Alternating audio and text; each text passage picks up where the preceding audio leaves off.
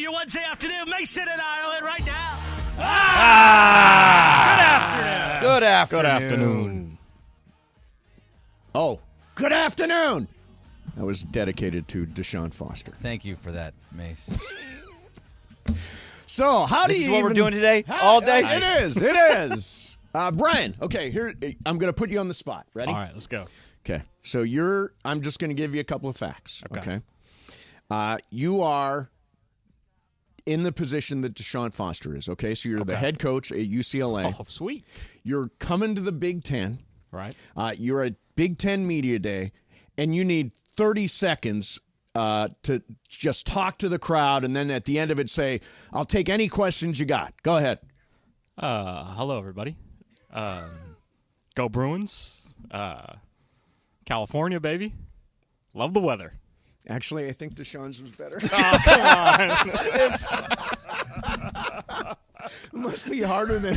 It's a little hard. It's hard. And imagine he's not standing in front of like thousands of people on a big stage. I thought that was good, Brian. That was thank good. you, We'd be thank you. playing that clip over and over on the show. Please pull your little welcome to Yeah, LA. pull your little welcome to L.A. Will do, baby. Thanks. Will do, baby. It was like Funches' I'm here. I'm here. So, Ireland, what's happening in Idaho today? Just got off the golf course. Oh, what a life. Oh, yeah, it's good here. But I played golf today at a place called Gazer Ranch, which is like where the ritzy people live in Idaho. Like Okay. Mark Wahlberg has a house there. Oh, and wow. Reese Witherspoon and Cool. Wayne Gretzky and the Kardashians and Justin Bieber. Wow. And, that's where all those hang out. So I played, Eric Karros and I played with our friends Matt and John. John Balmer, my buddy John Balmer, made five 20-foot putts. Really? Yeah. Wow. I mean, it was like I was playing with Jordan Spieth. It was Yeah. unbelievable. Okay. Good. Good for So, him. Unfortunately, I did not make 5 20-foot putts, but I had fun. Now, how did it go yesterday with Sophie, the niece? You went out to play golf after the show yesterday Yes. with your niece, Sophie, and you were deciding whether or not to let her win. She hurt her back Oh. on the back nine and skipped 2 or 3 holes. So we have to play again on a different day. Her dad beat me, though. Her dad, my brother-in-law, beat me by 1 shot. So you golfed yesterday twice, right? No, I golfed yesterday. Oh, just in the after afternoon. the show. I golfed today before the show, and I'm not golfing again until Thursday.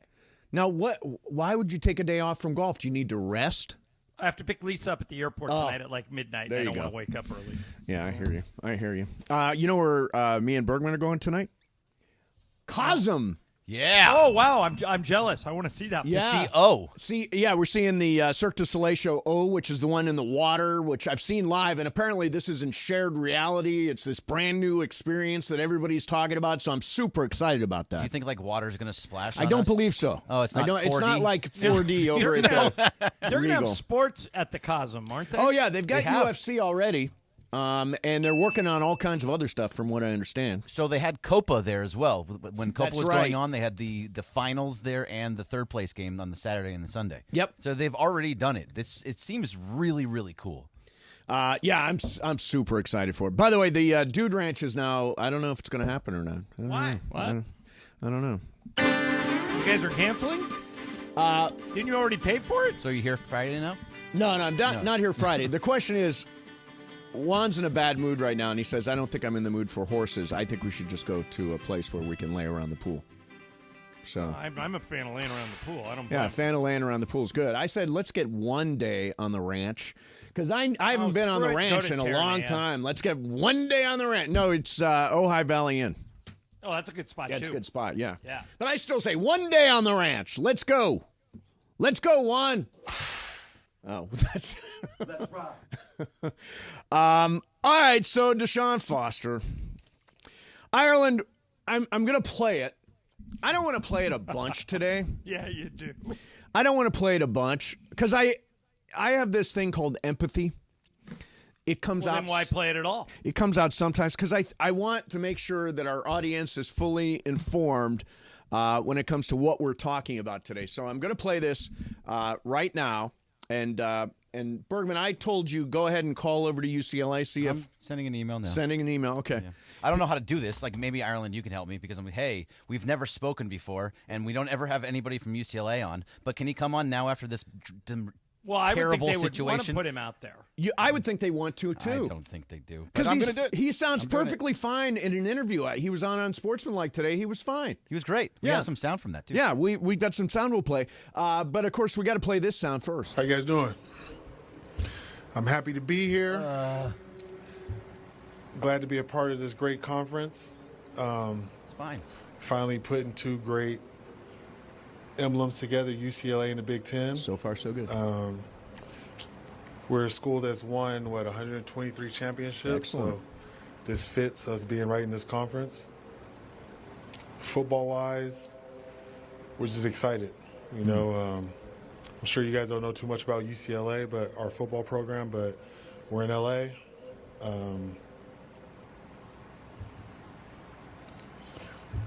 It's us and USC. We Man.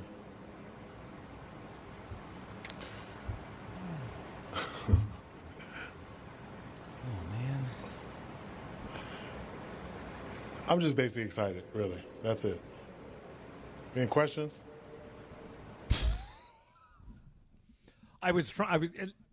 Greg, after about It's so sad. It's Greg, sad. after about 30 seconds, I had it in my head. Okay, I can make the argument that it's not that bad. Yes. And then it just goes off a cliff. And then he froze. He just froze. Just froze. Yeah. And So I know sad. it'd be easy to just make fun and all that stuff, but I do feel empathy for this guy. That's a terrible spot to be in. His first year as a coach. He's a Big Ten media day, first media day for any conference at all, and he just came up completely lame. And, do you agree with me, Ireland, that there's two ways this can play out, right? It's that either everybody looks and says, this was the start of the end for DeShaun Foster. He was so bad, unprepared, like Travis that was he's yelling in about. over his head. He's Right. in over his head. Or we can look back on it and say, oh, hey, look what he turned himself into. So maybe that was just an anomaly. That's I it. hope, because I'm rooting for him, and I didn't want him to fire him after 1 year. But if the team stinks, and I think they're going to stink, because Chip Kelly left the cupboard bare, and Chip Kelly didn't care about anything other than calling plays that look like video games. I thought Foster would be kind of a fresh, enthusiastic, energy choice, but that was none of those things. So now, if you have a bad team, if you have a 3-win team, which I think they're going to be, They're going to say, oh, yeah, well, it's DeShaun Foster. Remember him in media day? They're saying they've got a guy that's unprepared. So it's not a good look. Because they're not going to be good this year. Terrible. They're going to be terrible. 3 wins. 3 wins. My over-under is 3. So it could Oh, be you less think than they could 3. go under? Of course. No, they'll win 3 games. Okay. Did you guys see the breaking news that just happened? Oh, no. What just happened? The NBA has announced that TNT's proposal does not match the terms of Amazon's Prime Video offer. Therefore, we have entered into a long-term arrangement with Amazon. Uh-oh. So Get me my attorneys. TNT is out. David Zaslav is on the phone with all the attorneys saying, let's go get them. I'm sure he had the attorneys on speed dial before they made this ruling. Yeah, I don't understand all that stuff. I mean, $1.8 billion is $1.8 billion. I'm not sure if you have the right to match, but I mean, I don't know. I'm no show business executive. I just want to know when I can watch the games. I'll Where see if are I can they? explain it to you in a way that you'll understand it. The NBA wants to be in business moving forward with the biggest streaming partners they can find. Right. Amazon is one of those. Yep. TNT has a streaming arm, Yep, Max. but it's not Amazon Prime. So they want to be in business with Amazon. That's what today was about. Right, but if contractually they said if you match, you match, I don't understand how if they're matching, they're not matching. Well, because you can put a bunch of poison pills in. For example, you could say, we are going to stream 200 games next year, because every game Amazon Prime does is a streaming game. Right, sure. And then TNT says, well, we'll put Everything 100 on Max. games on TNT and 100 on Max. Right. And so did you match? No. Oh, I see. So you can't. Yeah, interesting. Well, I imagine they'll go to court on that. But yeah, Fight a little bit. you but don't it even sounds have like to imagine. Amazon's going to win. That's where it's heading. Yeah. Yeah. And by the way, all this backroom stuff is for 2025. So don't worry. You'll still have Inside the NBA and TNT next year. You don't have to pay for, most of you probably have Amazon. Most people, I think, do have Prime. I think. What percentage of the country has Prime? I would say 40%. You think it's that low, huh? Yeah. It's expensive. It's $120 a month. No, Not for a month, a year. year. A year. Yeah, thank you. Yeah, it's not that expensive. 65% Of the country has Amazon Prime. Yeah. Yeah, there you go. So other people got to get it. 180 million people have Prime, and yeah, so people got it. People have got it, but if you're an NBA fan, you almost have to have it now. If you want to see games starting in 2025. By the way, I just got a text from our friend Kelvin Washington. Hey, Kelvin. Here's what he says.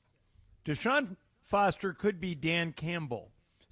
Terrible start and press conference, then a great coach. Remember, Campbell was biting knees. Yes.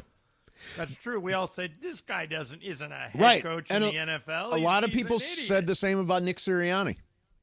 Well, Nick Sirianni might get fired if you don't do well this year. They lost 9 of their last 10 games. Right, they did, but Nick Sirianni did have a good run. Has had a good run in Philadelphia till He's only this been there last 2 year. years. Yeah, but first year they took him in the playoffs. They went to the Super Bowl, Yeah. didn't they? Or did they just go to the championship game? Championship game. Didn't Ben McAdoo have some crazy press conference too? Was he the guy that showed up in the suit that didn't fit? I think that might have been right, but I think Ben McAdoo for the Giants. Yeah. Oh, yeah, he had the badly fitting suit. that's what it was. Yeah.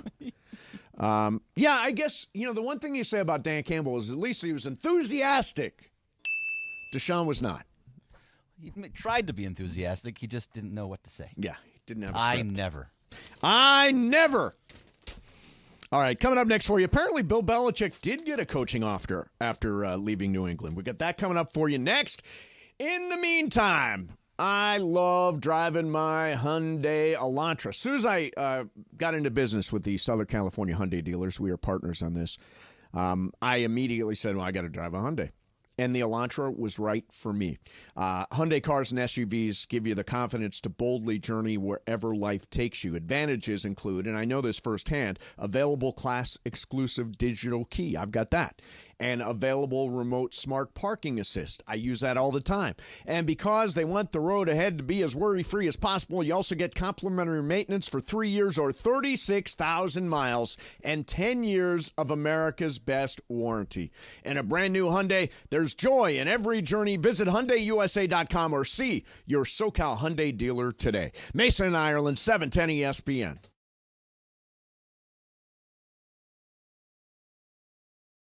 There's nothing like NHL hockey, LA Kings hockey on 710 ESPN. Welcome to the family. Brand new partnership. We're excited to have the Kings right here, the home of the Los Angeles Kings. And Trav, now I just need an invitation to go catch a game. You have been giving you one forever. Now you have to across the street. Now it's across the street. Go Kings, go. Go Kings, go.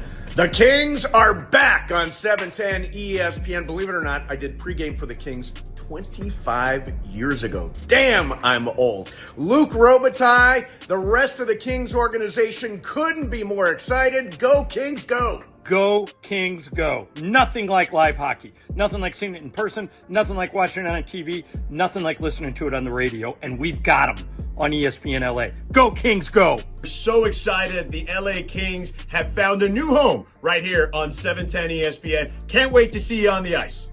I want to congratulate the LA Kings. You are now on the greatest sports radio station in America, 710. And guess what? Now I get to be one of the ice girls at a Kings game. Go Kings, go. Go Kings, go. Go Kings, go.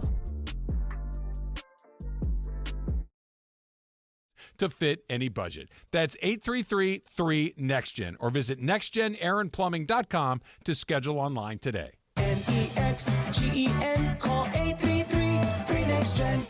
John Ireland here for my friends at Beverly Hills Orthodontics, and you can find them at BeverlyHillsOrtho.com. Did you know that one of your most memorable and meaningful features is your smile? Get the confidence you need to make a brilliant first impression with the incredible Dr. Madden and her awesome team. They're the experts in Invisalign braces and the all-new InBrace technology, braces behind your teeth. Check them out now at BeverlyHillsOrtho.com. And remember, whatever happens, you're always smiling with Beverly Hills Orthodontics. That's BeverlyHillsOrtho.com. Do you owe $10,000 or more in credit card debt or personal loans? With credit card debt at all-time highs, Debt Relief Advocates is urgently notifying consumers of debt relief now being made available, designed to aid consumers with out-of-control credit card debt. Those who qualify and enroll for this relief program will only have to pay back a fraction of what they owe. This is not bankruptcy or a debt consolidation loan. This is a relief program that credit card companies would rather you not know about, as it ends your debt nightmare and saves you lots of money. Consumers owing at least $10,000 in credit card debt or personal loans can now take advantage of this debt relief as the cost of living skyrockets. Debt Relief Advocates has established a relief hotline for you to call to learn what debt reduction you may qualify for, so don't wait. For this free information, call the Relief Hotline at 800-606-8737. 800-606-8737. 800-606-8737. And it is Mason and Ireland on 710 ESPN, the OGs of LA Sports Radio. We're here each weekday, 1 to 4 p.m. for your afternoon. Sandwich between Travis and Sliwa and Sonato and Cap. Mason and Ireland continues now. And you know what they're saying about that DeShaun Foster appearance at Big Ten Media Day? It's electrifying. It was electrifying. He has all the electricity. Yes. Brought the enthusiasm, brought the heat. So Ireland, as it turns out, Bill Belichick did get a job offer during this offseason. He was a head coach? No. Kyle Shanahan says he offered him the defensive coordinator job for the San Francisco 49ers for this upcoming season, and Belichick turned him down. Now, I like the fact, I hate the Niners, right? Despise the Niners. My least favorite team in the NFL by far, not even close. But I do love the fact that as an organization, they do swing for the fences all the time. And that's a really good example. Hey, let's make Bill Belichick our defensive coordinator. That's thinking big, right? How would you feel if you're the current defensive coordinator? Yeah, I don't that's even know true. who it is. That's true. But that'd be a bad day for you. Are you surprised Belichick turned it down? No, I think he probably thinks that would be a huge demotion to be an assistant coach in the NFL, don't you? Probably, but I'm not so sure it is. If you love football, he doesn't need money. He's set for life. If you love football and you want to be around it, that's a pretty good gig, and he could probably help him get to the Super Bowl. But didn't he landed on around the game, right? Because he's going to be doing TV now. Yeah, I wonder if he'll be any good at it. Yeah, I wonder too. Do we know what he's going to be on? Is he working for ESPN? I don't think so. No, it's one of the big ones, I believe. Wasn't it Inside the NFL or one of those places? Oh, it was. You're right. I think it was and that's on the CW. Is it really? Yeah, there's a brand new show on the CW that's going to have that. Yeah, I mean, the only thing that I know that airs on the CW is what? Riverdale?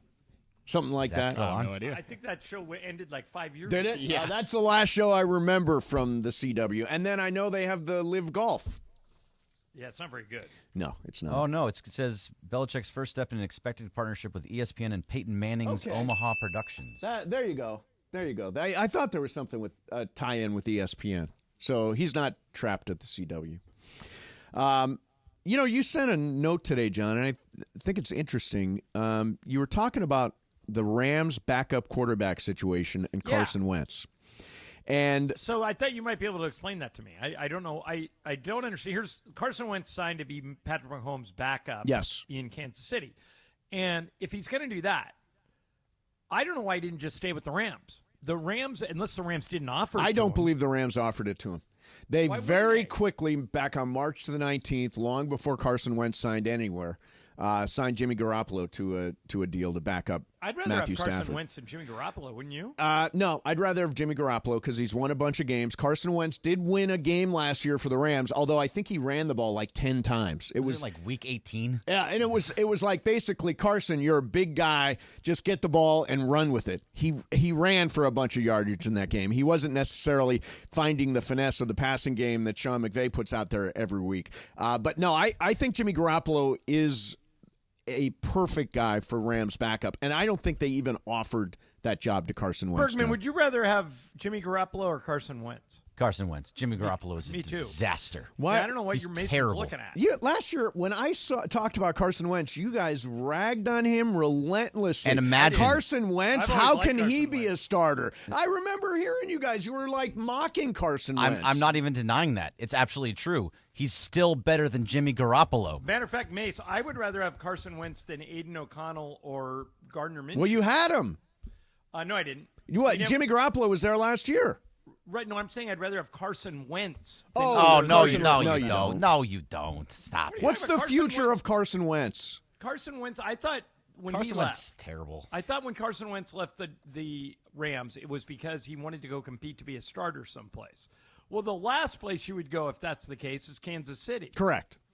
So I don't know what he's doing. Well, a lot of these guys, think about Baker Mayfield. Baker Mayfield got under the hood of the Rams offense, spent, a month here. I thought that's what Carson Wentz was going to do. And maybe that's his idea is I'm going to spend a month under the Chiefs tent and spend a year under a Chiefs tent and then set myself to be a starter.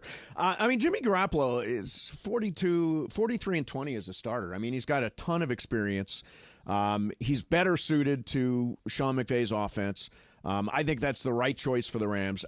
Carson Wentz, though, did win a game last year. I'll say that for him. And I do think he's clearly not starter quality because he sat out most of last year, and now he's a backup in Kansas City. So everybody's reached said that about Baker Mayfield, and he worked his way back into a starter. He just got a $100 million contract. He did. And he has had a good year in Tampa. Nobody's even given Carson Wentz a shot at a starting job. Yeah, I know. Yeah. Well, as would be indicated by him going to Kansas City. Right, exactly. And by the way, Ireland, in Aiden O'Connell's last 6 games, he had 9 touchdowns and 1 interception. Went 3-3, but he had 9 interceptions and one interception. Yeah, I like that you glossed over that 3-3 part. No, it was 3. I did say 3-3. Yeah, and actually, if you want to go more, you want an 8-9 season. So okay, if you want to do it better, in his last 4 games, he was 3-1 with 8 touchdowns and 0 interceptions. Yeah. Greg, there is not, as I've told you before, there is nothing I would like more than to eat my words about Aiden O'Connell. I just don't think you go into a season with him as your number 1 QB. Well, here's the thing. I think you're being impatient. Greg, I think you're being irrational. Maybe a little bit. Okay. So there's a middle ground. I would love to be wrong about Aiden O'Connell. You're not. You're going to be right about Aiden O'Connell. You're going to be right about him because the Raiders are teeing up next year. They're $30 million under the cap. Why not trade Devontae Adams? The guy clearly, I would trade him in a second for assets. If you can get me a first-round draft pick for Devontae Adams for next year, sign me up. If you can get the Jets number 1, sign me up. You wouldn't do that deal? By the way, obviously, Devontae Adams agrees with me. Oh, yeah. All right, did you hear this? Devontae Adams was on Shannon Sharp's podcast. Mm-hmm. And listen to what he said. He says he wants Tom Brady to unretire and play quarterback for the Raiders in his mid-40s because the Raiders have no quarterbacks. Here is Devontae Adams. Tom know about how I feel about him, man. And the other part is I think I'll be the first person that played with Tom and Aaron. So that'll be pretty cool. Yeah. And, I mean, he's getting older, but, I mean, he got to still be able to throw it better than, half these dudes in the league at this point, so. But you better be able to protect him because he ain't going to be able to take them hits better. And he ain't going nowhere either. He's going to sit right there in that pocket, so you better have a nice, secure little home for him in there. That's for sure. Yeah, and a walker. By the way, Greg, did you hear him almost say he's got to be better than half the quarterbacks in the league? He almost said that he's got to be better than the crap we're throwing out there. No, he's going to be fine with either one of them. And Minshew was fine last year, too. He was a Pro Bowler. Because 6 other guys turned it down. Yeah, I mean, to me, the whole thing feels very 7-10. If it's 7-10, wait, we can go good. 7-10. I think it feels like 7-10. No, it'll be 9-8. Why are you excited about 9-8? I'm not excited about 9-8. It's still going to be better than the Chargers, and that's all that matters to me. Well, why you don't want Brian to have any hair? Right. Yeah, come on. That's now. exactly right. That's 100% what I want. You don't? You want to see him keep this? Yeah, I guess we want the Raiders to have a better record than the Chargers. I want Brian to have to shave his head. You don't? No. Why? He's like Samson. Brian. He's like Samson. He'll lose all his power. Exactly. If it was anybody else in the world, be like, yeah, do it. But it's Brian. No, you don't want him to have why do you want to put this on Allison? She didn't do anything Yeah, she wrong. didn't and then do she has to anything. go home to, crew cut. He doesn't boy. have to go home looking like Joe Burrow. She'll still love him for everything. She'll always love him. If I do cut my hair, should I also dye it white too? Yeah, dye it white. Yeah, there we go. Oh, good. Look, you just keep adding onto it yourself. Nobody's asking you to do this. Dye it white. Nobody asked him to put his hair on the line. Nobody asked him to dye it. He just keeps piling And on. by the way, here's after all is said and done. He's like, I'll wear a pink suit too. Add everything to it because you're not going to lose. Exactly. The Chargers are going to finish with a better record than the Raiders. Period. End of story. Full stop. Let that sink in. This is how the sports gods work. When you put things out there like this, they come back to bite you. I don't believe in sports gods. They're going to come after you now. You're anti-fun. That's right. What? How is my anti-fun? What the hell did I do that's anti-fun? Because you don't believe in the sports god. I'm agnostic. I don't believe that the sports gods are controlling the things. sports gods exist. Oh, God. How do you think the Rams won a Super Bowl in SoFi Stadium? Sports gods. That was talent. That was skill. Oh, please. That was fandom. That was everything to get there. But I don't believe it was sports gods. All right, coming up next, we're going to spin the wheel of questions. Plus, Lincoln Riley. Oh, we've been talking about all the stuff that DeShaun Foster didn't say today. Lincoln Riley did say some stuff, and we got that coming up for you next. Mason and Ireland, 710 ESPN. Hey, if you're a motorcyclist, you love the freedom of beating traffic by splitting lanes and making the rest of us jealous. You get home faster than we do. Of course, there's a huge risk when you're riding a motorcycle. All it takes is one person to be distracted and not see you. Motorcycle accidents, usually more serious than a regular car accident. Call Jacob immediately after a motorcycle accident. He's been doing this for 25 years, helping motorcyclists. He knows your rights and can help you get the medical care you need without waiting. So if you or a friend or a loved one has been injured in a motorcycle accident, call Jacob. Let him help you get back on your bike and once again be king of the road. When you call an attorney, you want one who is respected. Call Jacob. He's the real deal. 844-24-JACOB. That's 844-24-JACOB. 844-24-JACOB. Or remember... Accident or injury, call Jacob and Ronnie. Call Jacob. And make sure you're following Call Jacob on Instagram. Go to @call.jacob for great advice and prizes and more. And don't forget, when you call Jacob, tell him Mason and Shinano from 710 sent you. Mason and Ireland, 710 ESPN. There's nothing like NHL hockey, LA Kings hockey on 710 ESPN. Welcome to the family. Brand new partnership. We're excited to have the Kings right here, the home of the Los Angeles Kings. And Trav, now I just need an invitation to go catch a game. You have been giving you one forever. Now you have to across the street. Now it's across the street. Go Kings, go. Go Kings, go.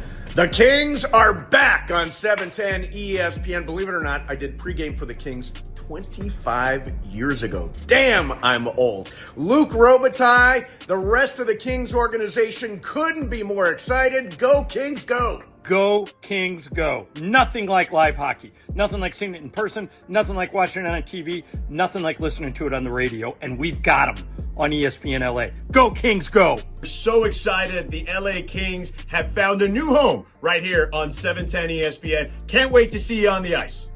I want to congratulate the LA Kings. You are now on the greatest sports radio station in America, 710.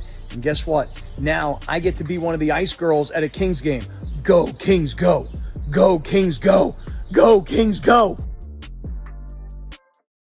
Week and USA Today named Pechanga the best casino outside of Las Vegas. Enjoy Pechanga's world-class resort amenities, exceptional entertainment, dining, spa, and golf, and of course, 24/7 gaming excitement. Head to Pechanga Resort Casino just off the I-15 in Temecula. Visit Pechanga.com or call 888-PECHANGA for reservations or more information. Timmy, everybody. Great job. Next up for our 5th grade class recital, we have Samantha. 10 times better performance can make a big difference. Castrol Edge Motor Oil gives your engine 10 times better high-stress performance. Castrol Edge, better oil for maximum performance. Now through December 28th, Castrol Edge and Edge High Mileage Motor Oil are on rollback at Walmart. Claim based on sequence 9 test under high-load conditions versus API SP test limits. Ooh, I'm so ready for this weekend away with my girls. Hey, hit the road? How about some free gas? Free gas? How? Try new Febreze car for some serious freshness and you can win gas for a full year. Visit Febreze.com to learn more. Say less. You may not win, but you're gonna have a fresh smelling whip. Thanks, DJ Fresh. Now how about some music? Hey, yo, this next one goes out to new Febreze car for giving you a chance to win free gas. La, la, la, la, la. No purchase necessary. Must be 18 to enter in 73124 for rules and how to enter. Visit Febreze.com. This radio commercial was made to convince you to stop speeding. We can't use siren sound effects on the radio, so we'll use other equally jarring sound effects to get your attention. Like telling you that whether you drive a little over the speed limit or a lot, you can crash just the same. You could hurt yourself or worse, others. I'm at the scene of the collision. And the damage you cause will be beyond repair. See? We didn't have to use crash or siren sounds after all. Speeding catches up with you. Brought to you by NHTSA. Summer's just getting started, so fill your cooler with the smooth and refreshing taste of Twisted Tea Hard Iced Tea. It tastes like real iced tea because it's made with real brewed tea. And with a 5% kick of alcohol, Twisted Tea is perfect for the beach, the lake, or wherever you're hanging out and day drinking with your friends. Look for the bright yellow cans. Twisted Tea Hard Iced Tea. Keep it twisted. Twisted Tea Brewing Company, Cincinnati, Ohio. Please drink responsibly. And it is the biggest show on the radio, Mason and Ireland, here each weekday, 1 to 4 p.m. You know what it's time for? What is this? It's time for Wheel of Questions. Producer Brian Cohen, are you ready with that wheel? Hit it, Jack. All right, my wheel today, I put all kinds of Olympic stuff on there since the opening ceremonies are Friday. Oh, look at this. Look at this. So Ireland, during a training session for the New Zealand women's soccer team on Monday, officials noticed a drone flying overhead. Team staffers notified police and then apprehended the operator, later identified as a member of the, quote, wider Canadian women's football team. New Zealand and Canada are both in Group A in the Olympic women's soccer tournament. They play tomorrow. And the Canadian Olympic Committee has acknowledged the operator was a, quote, non-accredited member of the Canada Soccer Support Team. Based on this, do you think the Canadian women's soccer team should be disqualified from participating in the Olympics? Sending a drone over the team, the practice of the team you're going to play tomorrow. This is a great question. I think the Olympics are all about the spirit of camaraderie. It's competition, but it's supposed to be honorable. Yep. I think I'd throw them out. You Yes. can't fly drones over somebody else's practice. What else? What other crap are they trying? Are they inflating footballs? It is kind of a Connor Stallion situation like from Michigan last year, right? Yeah, did you see that he's going to be one of the – Netflix has announced their new documentaries for this year, and one of them's going to be on him. Oh, interesting. I actually will sign up for that. I think I would throw Canada out. How about you? Bergman, what do you say? Yeah, you kind of have to, because if you do it in any other sport, you probably get suspended or some kind of fine. But this is the Olympics. Brian, are we unanimous on this? I think we are. I It's a think little we fishy. got to throw them out. You Yeah, do. I mean, this is like Spygate all over again, Right. and it's the Olympics, and these two teams play tomorrow. They're sending a drone over the New Zealand practice 2 days before you actually play them. I think there's no choice. You've got to. And by the way, I don't know flat if out this is going to cheating. happen, but I think you need to DQ or kick Canada out of the Olympics. You absolutely do, and the Blame IOC is not going to do Canada. anything, right? Yeah, blame Canada is right. I'm that's surprised. All four of us would vote to throw him out. Yeah. Interesting. And by the way, and I think they'll still be in. Yeah. I don't think they'll bounce them. And, you know, there you go. The one thing I'll say is there are a lot of very competitive women who have trained for a really long time to participate in the Olympics. And if somebody around them sent a drone, I guess you don't necessarily punish the women who are participating because they've worked at this for a really long time. So that's the argument against throwing him out? I think that's the argument against, yeah. All right, there you have it. There's your wheel of questions. Lincoln Riley talked at Media Day today. Did he at least have something to say? He used full sentences. Good to know. Someone in LA can, not me. Apparently not. You've been hanging around DeShaun Foster Seriously, too much. yeah. I couldn't spit it out. All right, so here's Lincoln Riley on making SC great again. We have built-in advantages that no one else has, and those still exist. I think the key for us is going to be there was multi-year period kind of after that where, some things slipped. And we've had to come in here and we've had to do a lot of work. We've had to start to rebuild the roster, which, with the roster that we took over is a, 3 to 4 year process. We are in the midst of changing from having, probably, smaller, maybe least functional facilities in the country. And, here a year from now, we're going to have the best one. Obviously, we're in a new conference. We've got new athletic administration. new coaching staff. Pretty much everything that everything that we've done here over the first 2 years is to lay that infrastructure so that the advantages that are here can be there again. So there he is talking a little bit about this process of kind of laying the groundwork over the last couple of years. So his first year at SC, he was 11-3. Last year took a big step back, 8-5. Really disappointing season. This year, toughest schedule in the country statistically. Oh, their non-conference games are against Notre Dame and LSU, and I think Utah State is the gimme in there. But they've got a very, very tough road. He went on, and you guys are big. I would say you're not of the belief that USC is going to be competitive for a college football playoff spot this year. I don't think so. I don't even think they're going to be competitive in the Big Ten. Yeah, but that doesn't mean there's nothing stopping them. They've got the schedule that if they were to go on a run, like let's say they were to beat LSU, right? Not impossible, right? They're 6-point dogs, right? So 6 points isn't much. So they beat LSU, and then week 3 they play Michigan, right? Right, and Michigan, I was watching today. Michigan is in a bit of a kind of rebuild situation. So maybe it's at the Big House. I've got it chalked up as a loss, but if Paul Feinbaum is right and they are in more of a rebuild situation, then, it's all bets are off for that game. And all of a sudden, if you have wins over LSU and Michigan, look out.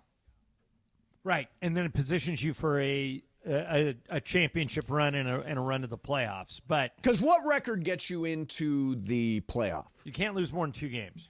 See, I think there's going to be a 3-loss team in there. I think there'll be I think there'll be 12 teams that have 0, 1, or 2 losses. Yeah, 3 losses is not going to get you in this year. Too many good teams. No way. I'll be curious. I think. Are you trying to say that USC is going to be in the college football playoff? I think they totally year? got a shot to be in the college football playoff. What do you mean just move on? There's no chance. There's no chance. There's not. Don't Stop say it. There's no chance. Stop it. That's the second time in 2 days you've done that. When I said the Lakers have a chance to finish 3rd in the West yesterday, you said that. Well, there's no chance at that either. There's no chance of each of those things happening, exactly. Mr. Negative. Here's the difference. If it starts going bad, I'll tell you it's going bad. If it goes downhill, I'm going to tell you. I'm going to tell you the truth about it. Wait a minute. What was last year? I told the truth about it. It was a disaster of a season. Okay, so what makes you think they're going to all of a sudden miraculously turn it all around this year? New players through the transfer portal. They had new players last year. New defensive coordinator who you guys know. Right. I love Danton Lynn, but there's no reason to think USC has figured out defense overnight. Here's Jake Butt from the Big Ten Network. But USC with Danton Lynn as their defensive coordinator, when Lincoln Riley is your coach, regardless of who's under center, that guy's Miller Moss will be a Heisman candidate. They'll put up 40 points a game. Danton Lynn will have that defense significantly improved this year. USC will be competing for a conference championship. That's Big Ten Network. That's Jake Butt, who is apparently a former tight end at Michigan. A good one. He's already out of the NFL? Yeah, he's gone. He's now on the Big Ten Network. Yeah, not everybody is a huge doubter of USC. Now, I'm not saying it's easy. It's going to be really, really hard. But if you can win one of those showcase games, whether it be at Michigan, home to Penn State. They have the schedule to make it to the playoff if they were successful. Yes. All right, we're going to do some sports graffiti. You heard from DeShaun Foster, kind of. Heard a little Lincoln Riley there. Are you pausing on purpose? You're such a jerk. That was excellent. Travis and Sliwa. All the way live.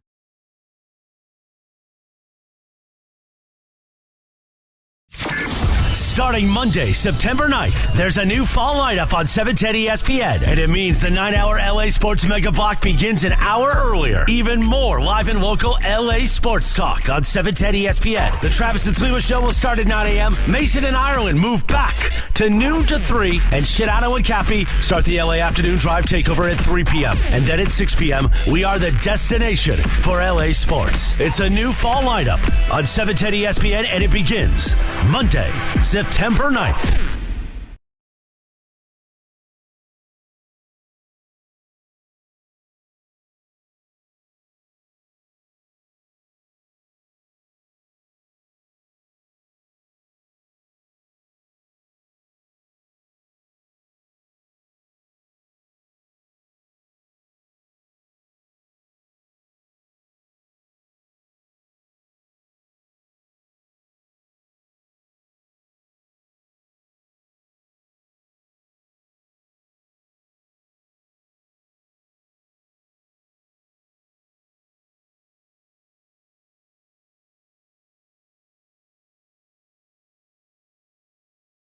The game reigns. Must be 21. Play responsibly. Gambling problem? Call 1-800-GAMBLER or visit problemgambling.ca.gov.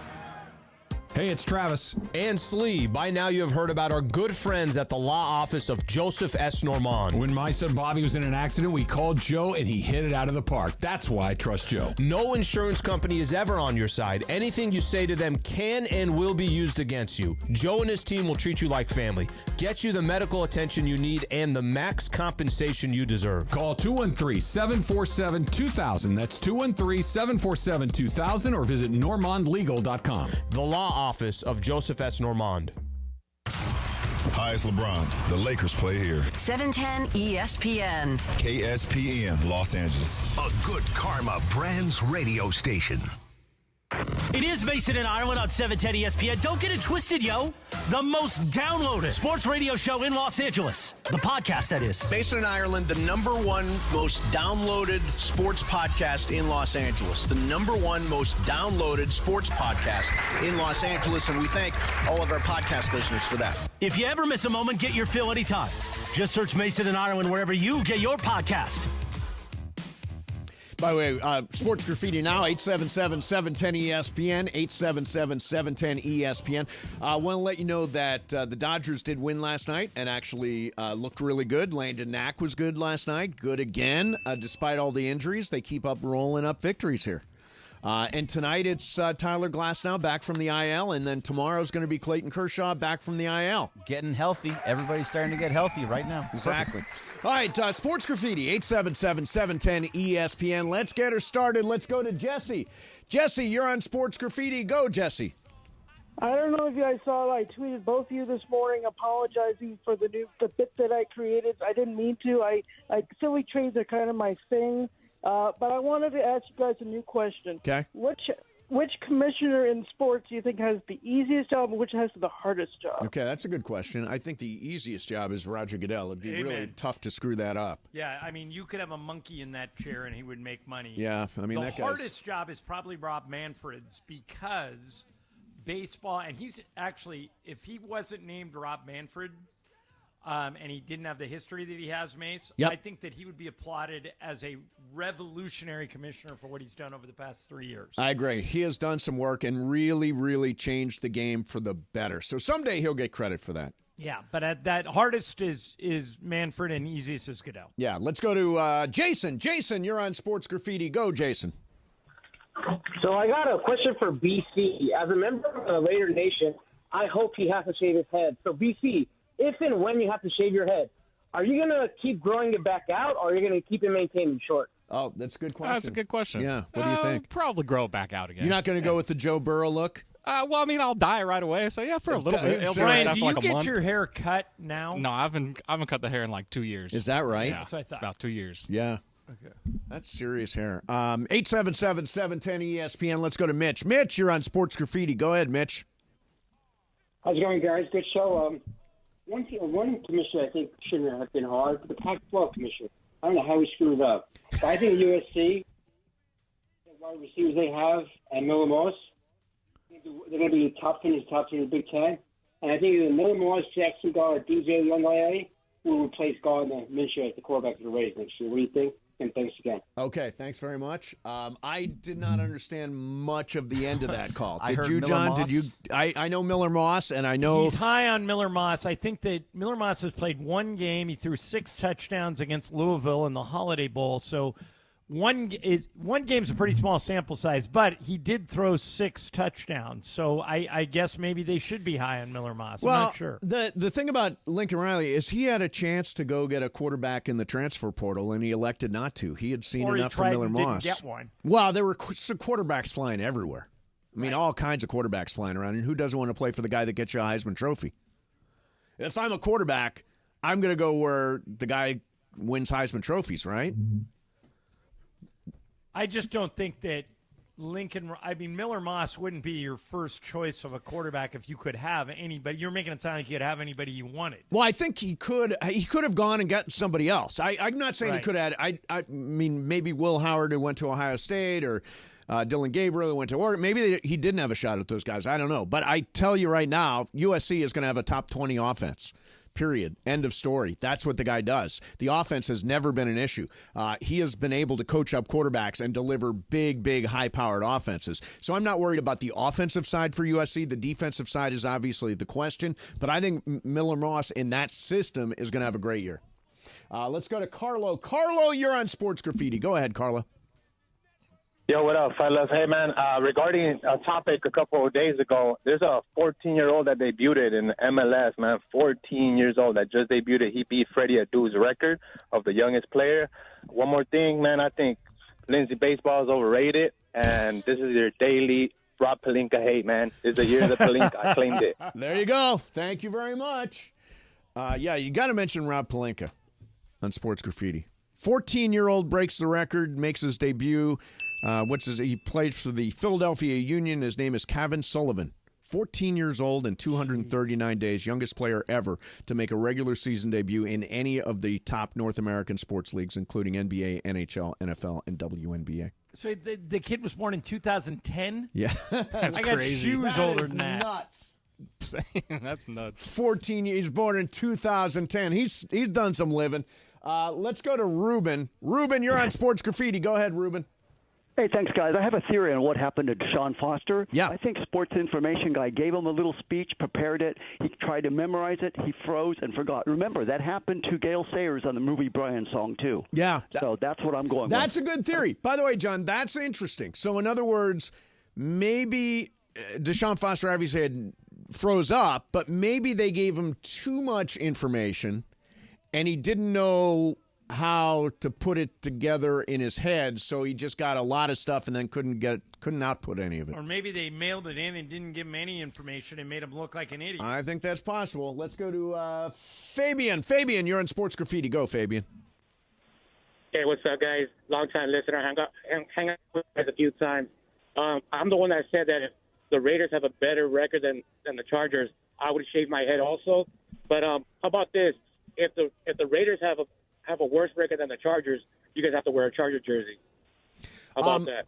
Well, How about that? I am not a fan of either of these teams, so I think I should be hands off. If you guys want to make wagers amongst yourselves, we got 2 Raiders fan and 1 Chargers fan. I got a beautiful Justin Herbert jersey anybody can wear. Bergman, you going to wear a Justin Herbert jersey if this thing doesn't go your way? I was trying to answer a phone call and I couldn't hear. You can wear Justin Herbert's jersey for if the Raiders do lose to the Chargers in terms of record. Right. We did not make a bet. Right, but no, I'm not going to. He's doing an add-on bet. He's trying to add on a bet. He's adding. He's back at the window trying to make another bet. If Brian needs to learn that if you're going to put something on the air and not ask for any compensation, that's on you. Yeah. You made your bet. It kind of is on you, Brian. It was one of the dumber bets to come along in a while. I thought everybody was going to jump in. You know what I mean? Like, come on, everybody, let's have fun. Jumping. I'll shove my Let's head. go. Come on. Let's go one more in here. Let's go to a Brian. Brian, you're on Sports Graffiti. Go ahead, Brian. Hey, guys, 2 quick questions. John, you mentioned you have a boat. What kind of boat do you have? Mastercraft or some other? No, it's a type of pontoon boat. It's not a real boat. Pontoon boats are boats you just putter around the lake in. But my brother-in-law has a really good ski boat. He has a Mastercraft. But our boat's just a pontoon boat. Got it. And then last question, Paxton for Bellinger. What do you think? Yeah, that's another good idea. I'm glad this one keeps coming up because it's starting to generate some heat in sports graffiti. James Paxton for Cody Bellinger. What do you think, Bergman? I think that's a tremendous deal that both sides would be really happy Both with. sides. I think both sides. That's the satisfied key with that. point, is that the Cubs would be really happy with that, Very too. balanced Very. trade. Very balanced Extremely trade. balanced. There you have it. There's your sports graffiti. Now, the Dodgers, there's all kinds of stuff, Ireland, floating around about the Dodgers. And I was communicating. Bergman, when's the trade? When's like the actual 30th. trade deadline? 6 days away. 6 days. All right, so it's next Monday? The 30th. 30th Next is a Tuesday, yeah. Okay. 30th is a Tuesday. That's the trade deadline. I was talking to, I was texting with Bill Plunkett. You were arguing with him over why you're wrong and he's right. Correct, exactly. I was arguing about that, but also we talked about some of the deals. Apparently, interest in Crochet for sure. Jack Flaherty in Detroit for sure. Mm-hmm. Skubal, not likely to move. But interested. No position players really excite them, except maybe Luis Rengifo from the Angels. That's it. Not Robert, not Arozarena. No, in fact, there was just a report out earlier that they're in on Arozarena. They're unimpressed. Robert Price is too high. White Sox want a Soto-type return. They are not getting that. Happening. And they're going to wait. They want to see prices come down as they go along and get towards next Tuesday. Ask him about Arozarena, because that's what all the reports this morning were, that they were in on him. That in Arozarena. He'd be a perfect fit. He'd be unbelievable. And agreed. Alana Rizzo, you weren't here last week, John, but Alana was on, and she suggested that bigger trade of their all-star third baseman Paredes, Zach Eflin from their rotation, who's having a so-so year, and Randy Arozarena, who is just clutch when it matters in the postseason. I think that'd be a I'm trying to remember. phenomenal deal. Jeff Passan did a song about Arozarena. Was it to the Macarena or was it to My Sharona? It was. No, it was to the Macarena, I think. Yeah, so if that trade happens, we got to dig that thing up. By the way, that Paredes, Isaac Paredes, the third baseman, he's batting .250 with 16 homers and 51 RBIs. He would be a really good ad. I think we found it. You got it? There's a guy who hits his name Randy Arozarena. Every time he takes a swing, it is a thing, it's Cosa Buena. Running around the bases, he's as fast as a hyena. Arozarena. There's a guy who hits his name Randy Arozarena. Every time he takes a swing, it is a thing, it's Cosa Buena.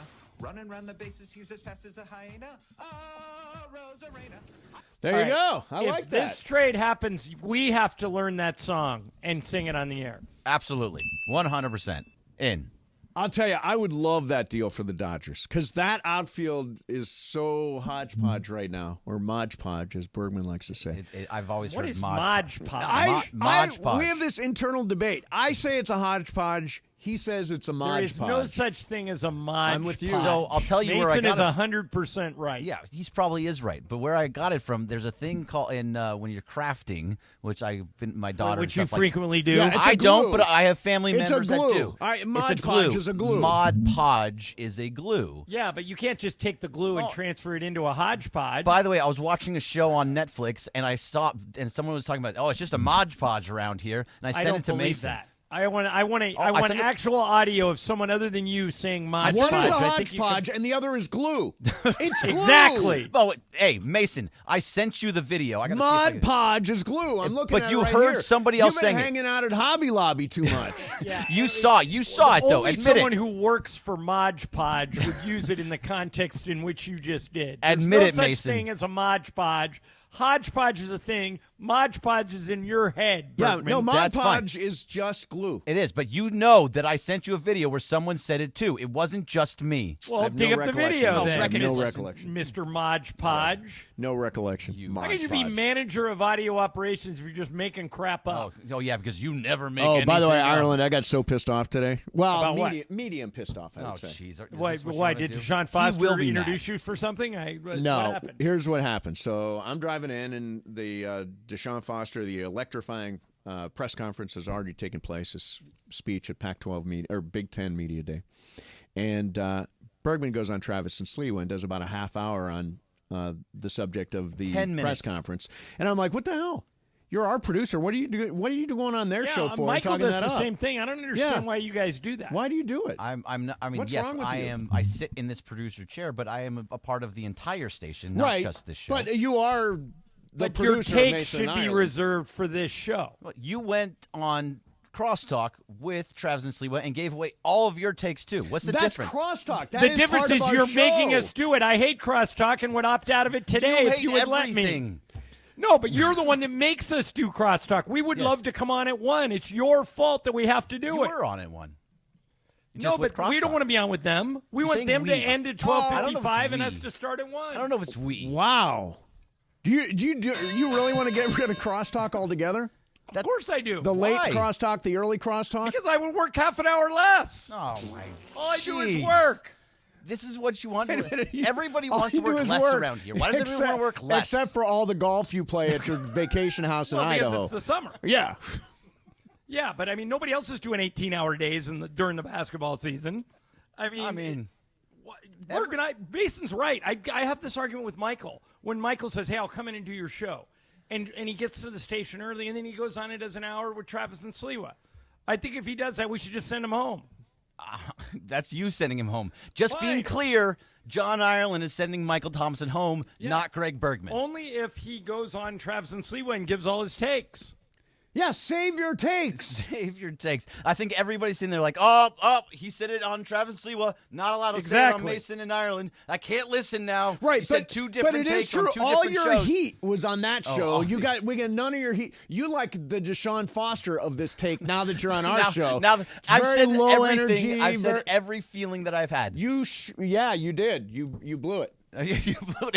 It was the same take that I had here. You blew it. You had no idea. You No blew it. idea that it had been said before. No, you blew it. Hey, John, I want to talk about basketball at the Summer Olympics, yeah? Yeah, but I want to read you a tweet from Andrew G. Okay. Ireland, when Mason said he doesn't believe in sports gods, he just cemented himself an injury in the next ESPN LA sports event. That's 100% right, Andrew G. It's wrong. That's why you always get hurt. You don't pay homage to the sports. I got to gods. tell you, John, I'm not going to be a person that gets hurt anymore. What are you talking about? I'm not. I'm like serious. I'm everything we've ever done. I'm at the gym 5 nights a week. I'm crushing it, man. I think you're going to get hurt there. I'm absolutely not. It's been 4.5 months. Right? No, this is a brand new. People say nobody ever changed. I've changed a bunch of things in my life permanently. Like, for example, at one point, I dressed like a hobo every day. Yeah. Literally. Yes, you did. And now you just wear free Sunday swagger shirts, cover them up with an Under Armour sweatshirt, and call it business casual. Is it better or worse than the hobo look that I used to have? Well, there's nothing worse. Correct. than that. It was better. It's better. It's Yeah. better. Anything with a collar on you is an improvement. I've made a commitment to dressing better. I also made a commitment to working out more. The summer shred is on, and it's going to be a fall shred and a winter shred and a year-round shred. That's just a life change. Greg, how long does it last? When summer's over. No, I'm The summer telling you. shred ends when summer ends. My Football season my comes, 60th birthday, it's going to be like Captain America. It's going to be Captain You're not America. going to be Chris Evans. Yeah, Stop I'm going to it. be Chris Evans. I've got Chris Evans trainer, so now I think that's the way I'm going to look that when it's makes all perfect over. sense. Before Steve Zim got to Chris Evans, he was getting sand kicked in his face. Steve Zim turned him into Are a you superhero. actually thinking he's Captain America now? Yes. I don't all think right. Chris Evans was getting sand kicked. Oh, in no, his he face, did. He by was the a way. very wimpy kid. All right, coming up next for you, the U.S. Olympic men's basketball team is getting ready for Olympic play. They finished their prelims in Abu Dhabi, and they're now in Paris and getting ready. They got the first game Sunday against Serbia. Who else is in that tournament, and what are the odds? We got that coming up next for you. Mason and Ireland, 710 ESPN. All right, if you listen to the show, you know that Bergman and I love BBGO. It promises bold, authentic Korean flavor. BBGO is the official game day snack of the Lakers, and you can have it for a meal or a snack. It's the perfect way to flavor up for your next get-together. It's America's favorite and #1 Asian snack brand. BBGO believes that food brings people together, and there's no better way than to share some BBGO with your friends. You can find it at your local supermarket, Target, Walmart, Costco. I get mine at Ralph's. BBGO Mandu are the largest, juiciest dumplings in the market. Check it out today. Put it in your freezer. Next time you're hungry, heat up some BB-Go, the official game day snack of the Lakers. 710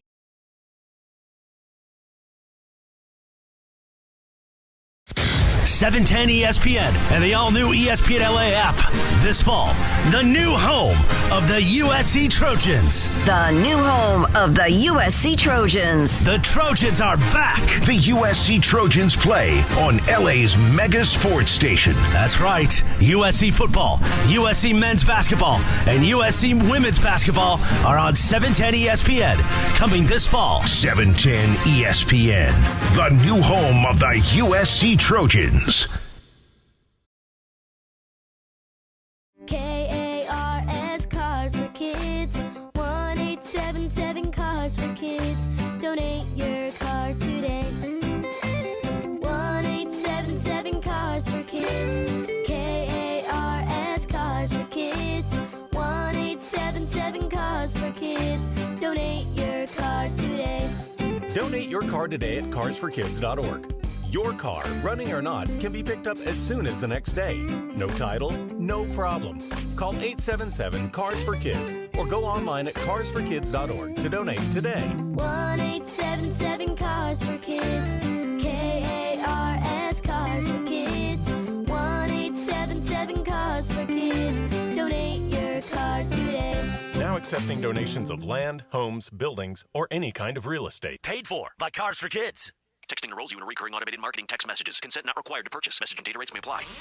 Leaving for the gym so early? I'm ready to go. Since you started taking Nugenix Total T, you've been acting like when we met in our 20s. I feel like myself again. Lower testosterone after turning 40 slowed me down. Nugenix Total T has been a game changer for me. What is it about Nugenix Total T that's different? It's a key ingredient called Tesnor. It boosts free and total testosterone to help you get back the drive and energy from your youth. Total T is backed by 5 clinical studies. I've seen the huge difference it's made for you in the gym, at work, and in the bedroom. I'm so glad I sent them a text for my complimentary bottle. Text ORDER to 321321 right now for your complimentary bottle of Nugenix Total T. Nugenix is the #1 selling testosterone boosting brand at GNC and Walmart. Do it now and we'll also send you a bottle of Nugenix Thermo X, our newest, most powerful fat burner ever. Absolutely free. Text ORDER to 321321. That's ORDER to 321321.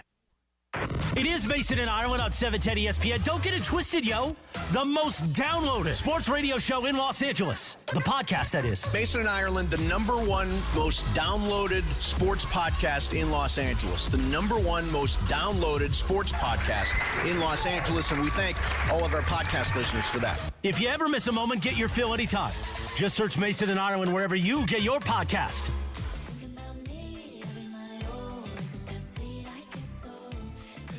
What's up, people? You're having a better day than DeShaun Foster. Hey, speaking of that, yes, we got a tweet directed at me, you, and Greg. Okay, from Raider Dev. Okay, hey Raider Dev. Please still get Coach DeShaun Foster on your show for an interview. Give a person a break. You are all really pissing me off today. First-time head coach, and it can be overwhelming on his first media day.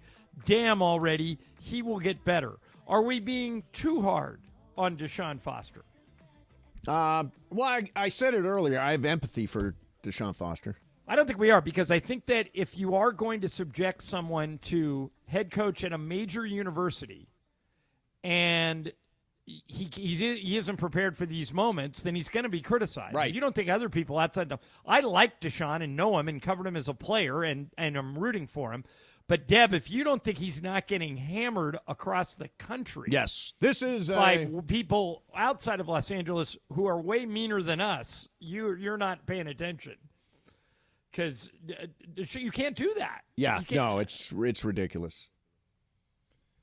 I hope today's show is dedicated to pauses. By the way, he just keeps I'm just giving pauses. Like Bergman. Now, I am not hopeful about DeShaun Foster as head coach at UCLA. Well, this is an overreaction. I don't think so. Massive I don't think so. You got one job, man. You're at the Big Ten Media Day. This is your big chance to make a first impression. He's never going to get this chance again, and he completely laid an egg. And it's like he put no preparation or thought into it at all. Right, but I mean, if you go back and look at Bill Belichick or Nick Saban's first press Don't conferences, compare DeShaun Foster to I'm not. Nick Saban What I'm and Bill saying Belichick. is you're basing this is I'm criticizing you. Yeah. You are basing your opinion. You say he will not be a successful head coach based on 2 minutes at Big Ten Media Day. Well, One let me doesn't ask you- necessarily have anything to do with the other. If you're a student, a football player in high school, and you saw that particular, and everybody's going to see it. It's all over the internet now. It's all over Twitter. Is that the guy you're going to go play for? Heck yeah, that guy needs help. I'm going to go help him. That guy does need help.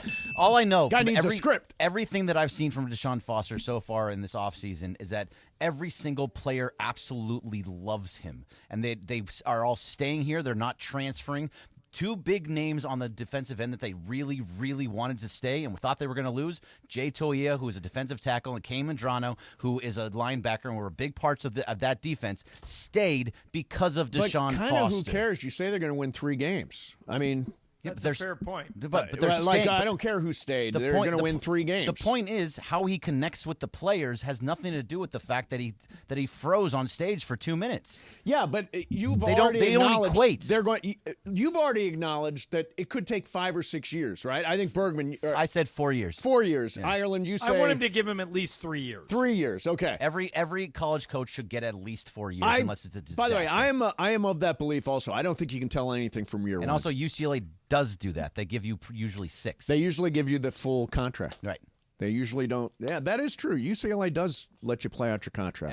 Everybody gets a ton of years. Even Darrell got a ton of years. Yeah, Darrell got 5. Moore got 5. Yeah. Didn't he? Yeah. Neuheisel got, I think, another 4 or 5. Yeah. And then Chip Kelly just got 6. Yeah. Yeah. So they're I mean they're stable that way. So DeShaun's going to be there a while. He's going to be there for a while, and so the point is, because he froze on stage for 2 minutes, does not mean that all of a sudden his coaching acumen does not work. But It does in the mind of Steve It Mason. does. Apparently. Look. It doesn't. It Has don't this match. guy, is this the first media day he's ever seen? Every single coach walks It up, might makes a be. few statements, says, hey, it's going to be... I mean, all The he needed to do whole was say, hey, UCLA football, we're excited to be in the Big Ten. Anybody got any questions? Bam, The done. whole point that you Move. guys are making, he doesn't have any fire. He's not good at this doesn't. stuff. The fact of the matter is, the players do believe he has Right, that but- fire, and they all believe in him, and they're sticking around because of him. So they trust him and they believe in him. Right, but you're saying they're going to win only 3 games this year. They're not going to So be it good really next doesn't year. matter who stuck around and who didn't stick around. Well, yeah, I mean, technically, I mean, it sounds like the guys it's you're not- describing committed to stay for a 3-win football team. What if they turn out because of how excited they're? Was it the new coach bounce or whatever it is that they like to talk You think about? there's a new coach bounce here? You think there DeShaun could Foster is be. going to surprise everybody? They're going to win what? They're going to win 4? 5. 5. Yeah. I know they're not going to be good. Where are the 5 wins? I'll take Yeah. 5 right now. It's going to be a long haul. It's gonna Ethan be a long Garber's haul. for the win. Yeah. All right, so real quick, I wanted to get to this, John. The Team USA men's basketball team is a 2-9 favorite to win the gold medal. That's minus 450, which would mean you bet 450 to win 100. So the odds are very, very tilted in Team USA's favorite. No value in that bet. None. So Canada is the second choice at 11-1. And I was looking at their roster. They got Lou They're really Dort. good. They got Shea. They got R.J. Barrett, Kelly Olynyk, Dylan Brooks, Trey Lyles, Jamal Murray. Do you think that's the second best team in the field? Serbia really just has Jokic. I actually think Germany is better than Canada, but there are a lot of people that think Canada is better than Germany. What about France? France is the third pick on the board, and they have Wemby. They got Wembanyama. They've got Gobert. They've got Nicholas Batum, Evan Fournier. They've got And by the guys. way, they could have had Joel Embiid. Oh, that's right. He could have. He has French citizenship, but he opted to play for the United States. Good for. I'm glad he's ours. Although he's not the most dominant center on the roster. No, AD's and playing better than him. AD and LeBron have been the 2 best players on Team USA. And by the way, it all gets started. Opening ceremonies are Friday night, and the first USA men's basketball game will be Sunday versus Serbia. You'll be able to see that, I don't know, on NBC, Peacock, whatever that is. I can't keep track anymore of where to watch all this stuff. Well, Peacock is going to have everything, and then NBC is going to have it in prime time. Right. Do you think the time change thing makes a difference now? Like, is the fact that it's, 6 hours later. Well, when you than and I here? grew up watching the Olympics, and even when you covered them, they would just delay coverage until it and put it in prime time. Right. They don't do that anymore. Well, I think they're going to – primetime becomes sort of a highlight package of the day. Right. But every event you'll be able to see live if you choose to. Like the most famous sporting event in American history is when the United States beat the Russians in 1980 in Lake Placid. Yes. And that game happened in the afternoon. But And that they was didn't run it- pre-internet. Yeah, they didn't run it until the night. Yeah. I remember But you're I was right. at I think the internet changed everything. Yeah, now because NBC doesn't try to hide from the fact that events are already over. They used to stick everything in prime time and assume you didn't see. Now you go to @NBCOlympics.com. They tweet out every clip and every win and every gold medal and all that stuff. The one thing I would really like to have, and I don't know if anybody's going to listen to me, Greg, John's getting rid of early and late crosstalk. That's not happening. I'd like to add Peacock to the studio. Can we get Peacock in the studio so that I can watch the Gold Channel with Scott Hansen and Andrew Siciliano taking me around the Olympics in the afternoon while we're doing the show? I think that could happen, but it will probably happen after the Olympics. Oh, nice. Yeah, no, Yeah, it'll come in handy after the Olympics. We're working on the TVs to get those kind of things, but it's just not going to happen by the Olympics. You know what you need? What? John knows. John knows. Oh, Fire Stick. Yeah, there we go. I need a Fire Stick. Yeah, I get it. I have a Fire Stick with me at all times. Oh, you know what? I can log into Peacock on my computer and watch whatever I want during the day. Look at that. Maybe I'll bring the iPad to show me Olympic stuff and the computers show me stuff to say on the show. See, you're figuring out ways to I am around this. multitasking. Well exactly. done. Well done. Thank you. Problem solving. And when does late and early crosstalk end? It will be never. Never? Never. Yeah. Yeah, that's going to continue. Ireland really wants it to end. And I'm a sorry, team Ireland. player. It's just not gonna We've been happen. together a long time. I would like to double down on what Ireland said. No, you're not. Yeah, we You are love opting out crosstalk. of crosstalk. Opting out. Both of us. Yep, done. It's not happening. Done. Nope. Over. All right, starting tomorrow. Nope. Yeah. See you at 1:15. See you at 1:15. Just don't come on then. Oh, good. Rob, you just gave Ireland the day off? Excellent. He has Oh, as now I got to many- get a lot. I have a lot to say in the last hour and a half Yeah. of today's show if I'm not going to be here tomorrow. All right, coming up next for you, there's one NBA player who says he thinks he's the most hated. We'll hear from him next. Mason, Ireland, 710 ESPN. The LA Really excited to see the new schools come into play at the Coliseum. Obviously, you're going to have Notre Dame to finish the season. That's always a special game. But seeing Nebraska showing up, Penn State showing up, LSU at the Collie, that's what I'm really looking forward to. I think both programs, the men's football program and the men's basketball program, are moving in the right direction. And the women's basketball program at USC is going to be ranked top 5 next year. So it's a great time for the USC Trojans to be back on ESPN LA. I'm really curious to see, what does USC football look like without Caleb Williams? What are the adjustments that Lincoln Riley makes?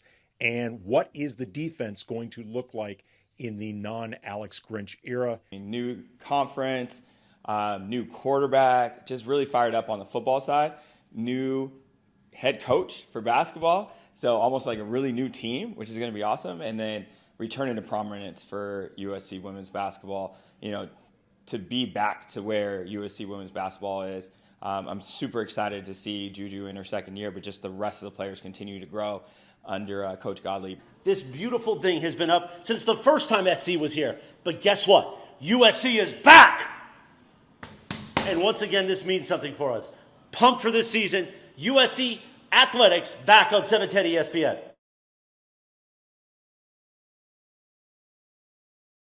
Experience and know-how by your side. No one, and I mean no one, messes with Avner Gatt and his team. So call Avner Gatt right now. 818-917-5256.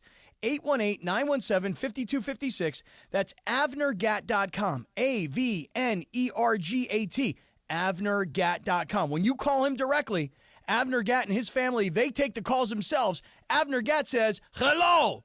At Carden Alleyway Hyundai, the sizzling summer sales event is on now. Lease a new 2024 Hyundai Elantra SCL for only $249 a month plus tax for 36 months on approved credit. Plus, get peace of mind driving with America's best warranty. A 10-year, 100,000-mile powertrain limited warranty and the Hyundai Assurance Program. Carden Alleyway Hyundai just off the 91 freeway in the Corona Auto Center or CardenAlleyWayHyundai.com. Lease for $249 plus tax. License and fee to well-qualified buyers. 36-month lease. 10K miles per year. $34.99 due at signing. Not all buyers will qualify. Down payment may be required. Subject to HMF credit approval. Expires 07/31/2024.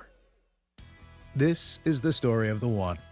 As a maintenance engineer, he hears things differently.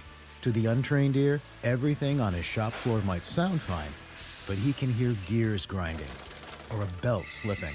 So he steps in to fix the problem at hand before it gets out of hand. And he knows Grainger's got the right product he needs to get the job done, which is music to his ears. Call, click Grainger.com, or just stop by. Grainger, for the ones who get it done. This radio commercial was made to convince you to stop speeding. We can't use siren sound effects on the radio, so we'll use other equally jarring sound effects to get your attention. Like telling you that whether you drive a little over the speed limit or a lot, you can crash just the same. You could hurt yourself or worse, others. I'm at the scene of the collision. And the damage you cause will be beyond repair. See?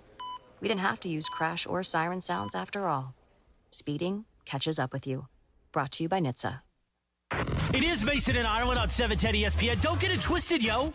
The most downloaded sports radio show in Los Angeles. The podcast, that is. Mason and Ireland, the #1 most downloaded sports podcast in Los Angeles. The #1 most downloaded sports podcast in Los Angeles, and we thank all of our podcast listeners for that. If you ever miss a moment, get your fill anytime.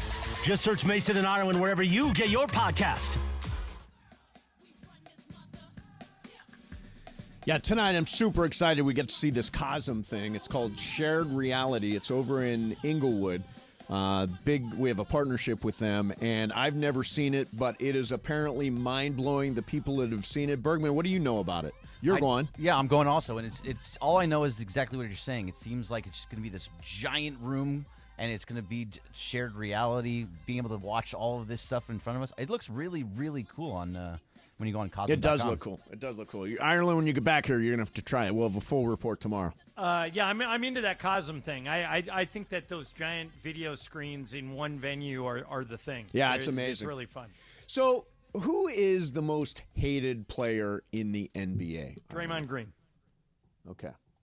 Who is he's dangerous. Who is the most hated player in the league, Bergman? Draymond Green. Even though Rudy Gobert got voted by. Oh, in the yeah, Athletic. Rudy. He's the most overrated. He's the most overrated. He's not hated. He's not hated. He's overrated. Just overrated. Okay. Yes, he's not as good as everyone. Brian, is it Draymond Green? Oh, of course, Draymond Green. Okay. This is interesting because I want you to listen to what Joel Embiid said about him being hated. I like when the fans, that's why I'm probably the most hated guy in the league. I don't know why, because, I'm just cool. You're the most hated guy? I don't know what's there to hate about me. It's the injuries. I feel like a lot of people can relate to my story and, what I've been through. So, do you think Joel Embiid is the most hated player in the NBA? No, I think he's I don't know if underachieving is the right word, but, he's never been out of the second round of the playoffs. Right. And he's hurt a lot. Right. And he's an MVP. And I think people look at him as, at least to this point, his career has been underwhelming. Would you not agree? Yes. He has not delivered. I mean, he won an MVP, but he has not delivered in the postseason in a meaningful way. So, yes, I completely agree. But I don't think that necessarily adds up to hate. I agree. It's disappointing, and it's underwhelming, and it's underperforming, and it's all that stuff. But it's not. Nobody really. He's got actually kind of a funny personality. He's the most criticized. That's probably better. Yeah, maybe. He's criticized. KD. That's what I'm trying to think. Yeah, Durant gets criticized a lot. But he has championships, so you can only criticize him so much. Right. LeBron gets criticized a lot. Yeah, LeBron does. He has so many championships. That's what happens when you're the greatest possibly of all time. But by the way, do you guys think nothing. LeBron is right now at 2:35 on the 24th of July the best American basketball player in the world? Certainly looks that way. I saw him at the end of the game against Germany. I saw him at the end of the game against South Sudan. He took over. I think he is at this moment. Who's the competition for that? Steph. I think LeBron has done Steph, more than sure. Steph. They both have 4 titles. AD would be in that AD discussion. is the second best player on that U.S. national team so far. Kevin Durant would be in that conversation. Yeah. But I think it's LeBron. Yeah, I think it is LeBron. I think it is LeBron. And by the way, I think such a cool achievement to walk the flag into the Olympics Who's opening going to do it with him? ceremonies. No, who is it? Coco Gauff, which I love. Nice. That's great. That's great. She's perfect. I was watching Xander Schauffele today, who's going to compete for the gold medal in golf at the Olympics. Watching him in what sense? He was on. He was on with Matt Berry on SportsCenter. Do you know that he grew up in San Diego listening to us? Is that right? Yeah. Listening to Mesa in Ireland? Yeah. I mean, he's only 30. Let's get Xander on. Well, Greg doesn't like guests. You think he's going to get Xander? Can you get Xander Schauffele on? He's a listener. He's a P1. He's a P1. This is one of those moments where that makes sense. So well, he didn't tell me that. Somebody else told me that. But so that's we'll good enough for me. Well, yeah, but that's hearsay. a reason. We'll chase the hearsay. Yeah, chase the hearsay. Well, it's an easy in. Hey, you have to go through his agent, right? Yeah, so right. Your client used to listen to Mason in Ireland. We'd love to have him come on and talk to him. All right, live from give France. It a shot, Greg. See what you can do. Yeah. I want to talk to somebody live from France. Some athlete live from France. Is there some? Wait, Mace, what's the time difference between us and them? 9 hours, I think. It's 9 hours from the West Coast. Later, so like right now, there it's like 11 o'clock at night? That's what I believe, yes. Okay. Yes. I can call either George Sedano, who is live. He's in not France at the right Olympics. Now. Right now it's 11. It's France. 11:37 p.m. in France right now. I could call Beto. I think he's in France. Is Beto seriously in France? Yeah. Is he going to the Olympics? He's in Venice. Venice is in Italy. Yeah. So he's in Europe. So he's over there. He's in the neighborhood. So How did you pass? You get a high drive school on over. diploma. Yeah. I mean, I barely got by. That's what high happens school, when let's you be drop honest. out of CU after a I don't semester. know. I don't know if he went from Venice to somewhere else. He's over there. Okay, in but Europe. you're just naming people who happen to be in Europe right now. wanted somebody in Europe. I want somebody that's at the Olympics. Oh, I'll get it. I have a friend who's at the Olympics, and he'd be really good on the radio. Let's do that. Let's do that. Yeah, we're not going to call. Venice is not close to Paris. No, it's not. It's not even close-ish. Not the same It's neighborhood. closer than California. Yeah, got even the wrong country. L.A. All right, going to do some What's Up Fool. Coming up next, Bergman's got stuff and Brian's got stuff. Mason, Ireland, 710 ESPN. You know I love me some poker. And, I played 2 weeks ago. And did not play well. Didn't play well. But I managed to bluff my way through a nearly break-even day, which I appreciated and remember and celebrate. And anytime you come close to breaking even, it's good. Commerce Casino is the largest poker room in the world. Best poker action in Southern California. I go there. There's always a seat for you at the Commerce. Maybe I'll see you there. This year, the Commerce Casino is paying out over $20 million in jackpots. They have great food at Commerce. Professional and friendly staff. Beautiful hotel rooms. My mom and not stepdad Leo stayed there for the Mandy Awards. Daily tournaments every single day. Commerce Casino located 6131 Telegraph Road in Commerce. For more information and a calendar of events, visit commercecasino.com. That's commercecasino.com. And I will see you at the Commerce. Mason, Ireland, 710 ESPN.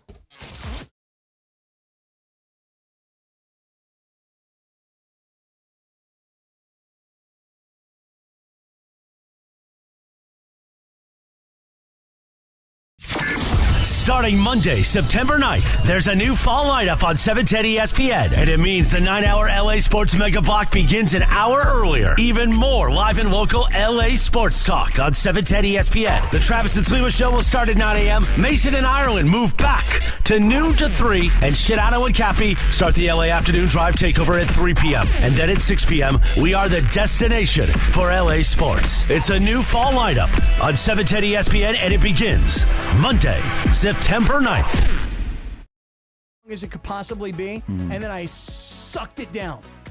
I sucked the whole thing down, right? Right. I'm just letting you guys know I'm on one today. Sedano and Cap, every weekday after Mason and Ireland. On 710 ESPN. When pain keeps you from doing what you love, Hoag Orthopedic Institute gets you back to you.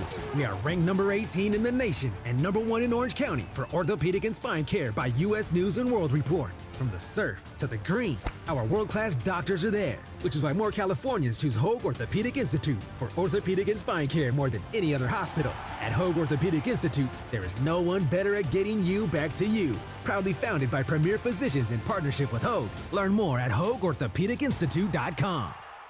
Hey guys, John Ireland here. To build a winning team, you have to have the right people doing what they do best. If you're in a position to hire for your business, listen closely, because we have the ultimate teammate, ZipRecruiter. And you can try ZipRecruiter for free today at ZipRecruiter.com/LA. Hiring the right candidate is hard. ZipRecruiter uses powerful matching technology to quickly find and send you the most qualified people. So it makes finding and hiring your next superstar much easier. This is why 4 out of 5 employers who post a job on ZipRecruiter get a quality candidate within 1 day. So be like the 3.8 million businesses who have come to ZipRecruiter and sped up their hiring process. Try ZipRecruiter today for free by going to ZipRecruiter.com/LA. That's ZipRecruiter.com/LA. One more time, ZipRecruiter.com/LA. This summer, get away in the Hyundai you've always wanted at the Hyundai Getaway Sales Event. Get the hottest deals of the season on many of our award-winning Hyundai models, which all come with America's best warranty. But get going, because these deals won't last. Add more joy to your journey at the Hyundai Getaway Sales Event. Get 1.99% APR for 60 months on the Hyundai Tucson and Tucson Hybrid. See your SoCal Hyundai dealer. Offers end July 31st. Call 714-568-7676 for details. Prescriptions require an online consultation with a healthcare provider who will determine if appropriate. Restrictions apply. See website for details and important safety information. Subscription required. Price varies based on product and subscription plan. Hey guys, did you know there's a generic form of Viagra that works just the same but is 95% cheaper? And you can get it online at hims.com/joy. Through Hims, you'll get a free medical consultation to determine the ED medication that's best for you. Discreet shipping if prescribed, a 100% online process, and a range of treatment options, including trusted generic alternatives to the name brands, at up to 95% off. ED is personal, and at Hims, so is treating it. Just go to hims.com/joy and get connected to a licensed medical provider online for free, with zero copay, no expensive appointments, and no awkward face-to-face conversations. To start your free online visit, you need to go to this exclusive address, hims.com/joy. That's hims.com/joy for your free online visit. HIMS.com/JOY. Listen to Mason and Ireland more at 1 p.m. And yes, it's around 2:45 in the Southland. You know what we do each weekday at 2:45. What's up, fool? And we've been very excited that What's Up, Fool is made possible by our friends at Dos Hombres. In fact, we've got a special guest voice. Take it away, guest voice. What's Up, Fool is brought to you by Dos Hombres Mezcal. It's fate. It's friendship. It's mezcal. Dos Hombres. Look at that. How do I follow that? I don't. So I simply say, take it away, Corporate Greg. Thanks, Morales. All right, I just got some really bad news, but we'll talk about that later. No, absolutely not. Like absolutely personal news or show news? Well, we've been talking about Cosm all night. Yeah, and we're so excited about Cosm tonight. It's not happening? Well, so last week, both Mason and I reached out to this guy that said, oh, we're offering up tickets, and he gave them to me, and then Mason didn't get any response. Yeah, it's like a press night. Yeah, press night, and I tried to get Mason some, and they said, I'm sorry, we don't have any, and then Mason was able to get some another way. So I actually wound up getting tickets, and Greg did not. Yeah. Oh, okay. So he got seats, and I didn't, because so I was like, hey, do we have seats? And he goes, oh, I'm sorry, you don't actually have seats for you. No, that's disappointing. Well, you can have mine. No. Yeah, you and you. No. Stand in the back and just act like you belong. Just SRO, right. just standing room. Yeah. Really excited about that. Yeah. Anyway, so as you know, I love Illy. I get Illy all the time. Illy coffee. Yeah. It has been about a month since Illy I've snob. Yes, I was. It's been about a month since I've actually had Illy. Why is that? Because it's really expensive, and I have to put my money elsewhere now that I'm in a relationship. Oh, so that I can't use you it there. You can't afford coffee anymore. So it was a money-consuming hobby, right? Right. And it was very much that I liked that. So what is your most money-consuming hobby? Hobby. So it's something that you're constantly putting money into the most. Not the most expensive. Yeah, but mine's golf. Yeah? Yeah, I spend tons of money on golf. Yeah. I get ripped. I mean, at home, I'm not popular because I spend $20 a day at Starbucks. $20? Yeah. A They day? have that auto load thing on your. Because remember, the only thing I eat all day long is 2 quad espressos and a turkey bacon cheddar sandwich. That's it until dinner time tonight. Well, you get that. You get the juice too, or whatever. I do. I get the tea. So that's $20 a day. That is, and I get the email all the time. Reloaded. Just reloaded again. Use your 100 stars. It's like I love that order ahead feature, but I give so much money to Starbucks. I would say that's the biggest bleeding of cash I've got. What about you, Brian? I would say probably Prize Picks. They take a lot of my money. I mean, sometimes I do hit, but I mean, man, I'm always digging back into my wallet. You did hit a big one, right? I did, yeah. So I'm still up. I'm still positive. Still up. Still okay. positive, So yeah. Prize But Picks. every day. Damn. What's up, fool? All right, guys. So we know that the summer games here are coming up in Paris, and the next summer games are going to be here in LA, 2028. It was announced today that Salt Lake City formally awarded the 2034 Winter Olympics as a host city. Yeah. So we're going to have a couple Olympics here in the U.S. coming up. Question here to you. When Olympic time comes around, are you more excited? Are you more of a summer games, like you can't wait for this Friday, or are you more of a winter games kind of a It's an Olympic? interesting question. I'm actually more of a winter games guy.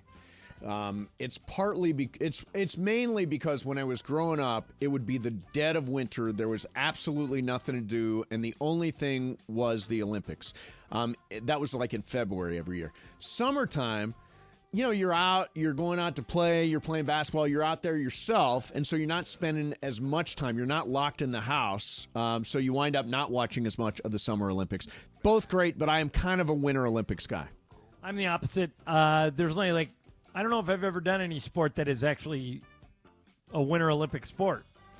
Have Me you, either, Mace? by the way. I went down the bobsled track at Salt Lake, and that was wild. But no, I never skied. I never snowboarded. I will say this: other than when the Olympics are in Los Angeles, because I think it's cool when they're in our own backyard. I don't love it when the games are in the United States. Really? Why? Yeah, well, because I like the fact that we're going across the world to compete. I think that's cool.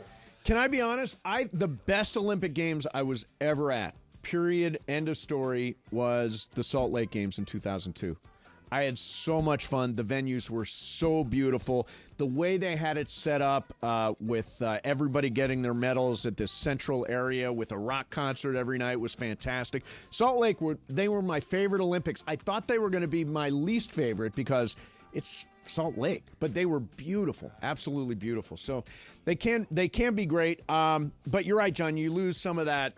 You are looking live at the Eiffel Tower kind of stuff. Right. What's up, fool? All right, another Olympic story here. It was announced last week that next year they're actually going to have the first ever esports Olympic. Oh, wow. Which is a pretty crazy, pretty big thing. And I don't know if you guys know that the NBA has their NBA 2K League. Yep. And I saw a clip the other day. I think this happened like 2 weeks ago. They had a live draft. They had draft for two, you know what I'm saying? So you're drafting the human to play on this virtual team kind of a deal. Got it. Do we think this is really esports going to an Olympic now? Is this now it is a sport? You have to consider it. I mean, they're airing it on ESPN and all this. Ryan, you know there are guys that do what I do specifically for esports. They're play-by-play announcers for esports. Yep. So, in other words, I would, if you and Greg were playing Call of Duty, I would announce your game on TV. Whether we're ready for it or not, Mace, it's going. You can major in I think 10 or 15 schools across the country in gaming. Yeah, it's a whole industry now. I mean, I would say it's not a sport; it's a skill, right? Esports isn't a sport; it's a skill. No, well, is auto racing a sport? That is, having been in a race car, that's really hard. Right, but I mean, that's it's a skill, right? That's a physical, exhausting thing. Riding is around bowling in a sport? That's more like a skill, don't you think? Yeah. So I mean, this conversation, you could make the argument either way. It's like poker is on ESPN. It's a skill. It's not a sport. Yeah, I agree with that. What's up, fool? Okay, so we talked about Devontae Adams and should he be traded and all that stuff. He's come out, said he doesn't want to be traded. He wants to stay there. But about a week before that, he was on with Kay Adams, bashing the Chargers social media team. Right. He said, specifically to the Chargers, in the clip, he said, I'm not speaking to the Chargers, specifically to the social media team. Keep my name out of your mouth. And it was in reference to kind of the schedule release, and the Chargers social media posted a picture of him next to a Pop-Tart flavor of garbage. Yes. And, kind of a thing. So, two-part question here. Do you like that Devontae Adams is, getting heated at the Chargers social media? Should he be worried about this stuff? And second, do you like that the social media teams are adding fuel to these opponents when they aren't the ones on the field? Why not? It's harmless fun. I like trash talking is fun. Let them. I like it when the social media teams get involved. Me too. The mascots, the social media team. Let's mix it up a little bit. It gives us stuff to talk about. It's excellent hashtag content, and it's good for the sports. It elevates the sports when we've got an extra reason to talk about them. What's up, fool? All right, guys, so we know DeJounte Murray now on the Pelicans was on All the Smoke with Stack and Matt Barnes. Yep. They asked him what he likes to do outside his hobbies, interests outside of basketball, and he said he doesn't like to do much. He just likes to stay home, stay in, and relax. The thing that got me is he said he was going to clubs at the age of 13, and he was sneaking into clubs, and that's why he doesn't like to party and all that anymore. Wow. So that kind of got me, I never went to a club till I think I was like 21 and all that. But are you guys big, when you were younger, if you were in his position, would you share that? Would you rather be going in, or you have all this money, you're now in New Orleans, a new city, are you going out partying? Well, New Orleans is very tough to not go out in. There's just so much nightlife there and so much to do and so many great restaurants. I'm surprised, Mace, that he's able to stay a homebody in New Orleans because there's a lot to do there. Yeah, I mean, I spent a lot of time at the clubs when I was young. 13? Did you just snort? I did. In Idaho, you snorted? I did. I heard it all the way from Idaho, that I snort. don't believe you. Yeah. I don't think you did spend a lot of times in clubs. Let's show off some of your moves. What dance moves do you know? I wasn't a dance club guy. Okay. What club are you going to? What mommy clubs were you going to? Oh, well, wait a minute. What was the big club in Mommy? The big mommy club was called Dexter's. Okay. And what kind of music they play in Dexter's? It was a disco house. Oh, but did you have platform shoes, white suit? No, I didn't. I'm thinking more about my club days dance floor when I colors? first got to Los Angeles. That's what I'm thinking about. What clubs did you hit in L.A.? The Abbey and that's not a club. That's like more of a No, that is a club. That is a club. Oh, is it? Yeah. I embarrassed Lisa nonstop by getting up on a table at the Abbey. I think there's a plaque. I didn't even think I would go in. Really? I think there's a plaque with my name on it at the Abbey. I spent a lot of time there. I'm going to go take a picture in front of that plaque. Excellent. So, yeah, those are my club days. I never had a great drive to necessarily go to clubs unless I was single. If I was single, I was going to clubs. If I'm coupled, I'm not. Isn't that a fair way to describe it, Ireland? Yeah. I think that is. Well, I went to clubs to get a meeting with someone. Get action. Get a meeting. Drunk. Yeah. Get a meeting. That's well put. I will take a meeting with you, sir. Yeah, 13, though, just crazy. Yeah. No, that is amazing. What's 13 up, years fool? old.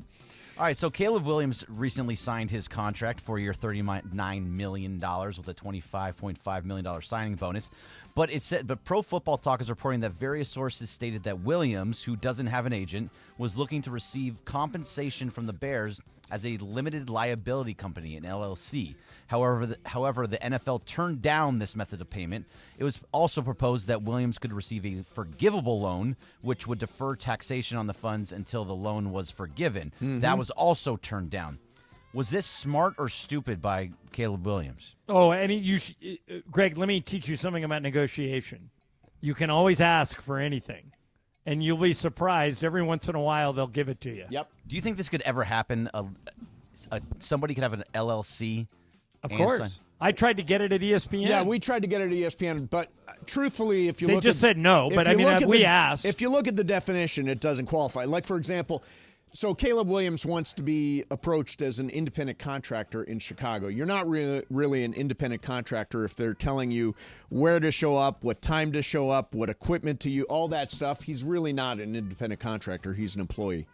And I know there are some exceptions that we used to be able to do that, and they don't let us do it anymore, where we were a loan-out corp or whatever that was, and you're able to take more Greg, taxes. it's just to save money for taxes. And by the way, it's never stupid to ask. Yeah. I don't think Caleb Williams should be criticized at all for this. I think he's being smart. No, I thought it was smart also to Yeah, try I and think get it's that. smart. Why not? You can Why pay not less try it? taxes? Yeah. Less taxes? Yeah, I Of mean, course. well, wasn't your question, was it smart or Well, yeah, stupid for him to do it? Yeah, I mean, that's usually the way you phrase things, so I was like, yeah, let's go the Ireland way with that. yeah, but I mean, I in this case, I don't think there's anything stupid about it. Yeah, no, I thought it was I would, smart. if I was Caleb, I would have asked for the same Good thing. angle. And by the way, in 11 months, I'm going to ask for the same thing. And they're going to say no. But I'm still going to Well, that's ask. fine. You don't know if you don't ask. Still going to ask. All right, so real quick, I wanted to talk about something we saw last night. We went to see a movie. Our company founder, Craig Karmazin, who owns Good Karma Brands, along with a group of guys, had made a movie about his dad. Now, his dad is the legendary Mel Karmazin, who I met a couple of times in New York. He was at one point at WNEW, the station that I wound up working at in New York, and he has lived a unbelievable life. I mean, he went from working in a factory to working in an ad agency, John, because of a teacher, Mrs. Parker, told Mel that there was a job in an air conditioning building. And this was when he was in school and he was working in a factory. And Mel said, you know what, I'll take that job. And he went to work at this advertising agency in New York. And there was birthed a career that is just a titanic career. Ended up running CBS, ended up running Infinity, ended up overseeing more radio stations than anybody ever oversaw. Well, you know what his biggest legacy may turn out to be is he's the guy that brought Howard Stern to satellite radio. That was all over that. That was a gigantic chunk of the story was his when he took the job at Sirius. Actually, it's interesting. Stern went to Sirius first. Mel followed him to Sirius, which I never knew. And then Mel did the merger from Sirius and XM and put them together. Put them together, Yeah, exactly. I know Mel signed him to that big $500 million deal, which I'm still waiting for, by the way, Greg. So the thing I love about this, John, and this was a great sort of ending for the movie, was that Mrs. Parker, the teacher that originally directed Mel to get this job at the advertising agency in the air conditioning building, apparently for many, many years kept a scrapbook with every story she found about Mel. How about that? And he never knew it until the very end. She was in a hospital bed, and her daughter called Mel and said, hey, my mom is a huge fan of yours. She recommended you for that job at the very beginning. And so there are pictures of Mel with Mrs. Parker in the hospital after all these years. Mrs. Parker has passed away.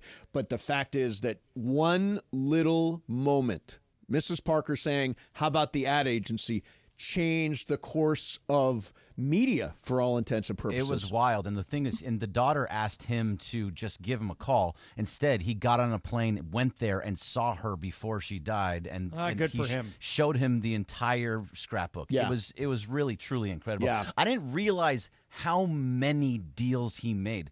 We are not in this business without Mel at this point. Everything that's got done, everything that's ever been done is because of him. Yeah, no, he is a legendary figure, and it was captured really well in that documentary that we saw last night. So thanks to Craig Karmazin for that, and sending lots of love and to Mel, who has just had a legendary career. All right, coming up next for you, John, did you see Kenley Jansen was on Mookie Betts' podcast?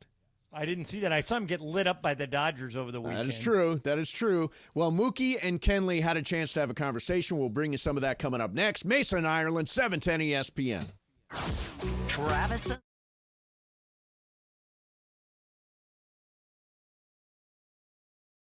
Major announcement number 2. Well, with 10 days to spare on his current contract, after months of tireless negotiating, Cappy finally did the right thing and signed the deal. Congratulations to Cappy on a new multi-year contract that will keep him on the LA Afternoon Drive takeover for years to come. What were the options? A condiment or ingredient? I think that's a condiment. If you're brushing You the put butter on top, toast, that's lobster. a condiment. On your lobster, yeah. right? On a lobster. Yeah, but obviously for baking needs, it's an ingredient. You're making chicken piccata, it's an ingredient. Yeah. Because it's in the pan, it melts, and it gets yeah. Okay. Now I want chicken piccata. It's the Mid-Morning Spectacular. Don't miss Travis Lee, live from LA Live. 710 ESPN. Hey, it's Travis. And Slee. By now you have heard about our good friends at the law office of Joseph S. Normand. When my son Bobby was in an accident, we called Joe, and he hit it out of the park. That's why I trust Joe. No insurance company is ever on your side. Anything you say to them can and will be used against you. Joe and his team will treat you like family, get you the medical attention you need, and the max compensation you deserve. Call 213-747-2000. That's 213-747-2000, or visit normandlegal.com. The law office of Joseph S. Normand. 710 ESPN, your home for the 17-time world champion Lakers. KSPN Los Angeles, a good karma brands radio station. It is Mason and Ireland on 710 ESPN. Don't get it twisted, yo. The most downloaded sports radio show in Los Angeles. The podcast, that is. Mason and Ireland, the #1 most downloaded sports podcast in Los Angeles. The #1 most downloaded sports podcast in Los Angeles, and we thank all of our podcast listeners for that. If you ever miss a moment, get your fill anytime. Just search Mason and Ireland wherever you get your podcast. I wanted to do, John, do you know who Ginny Hillsop is? Nope. Okay. No, you were not really expected to know.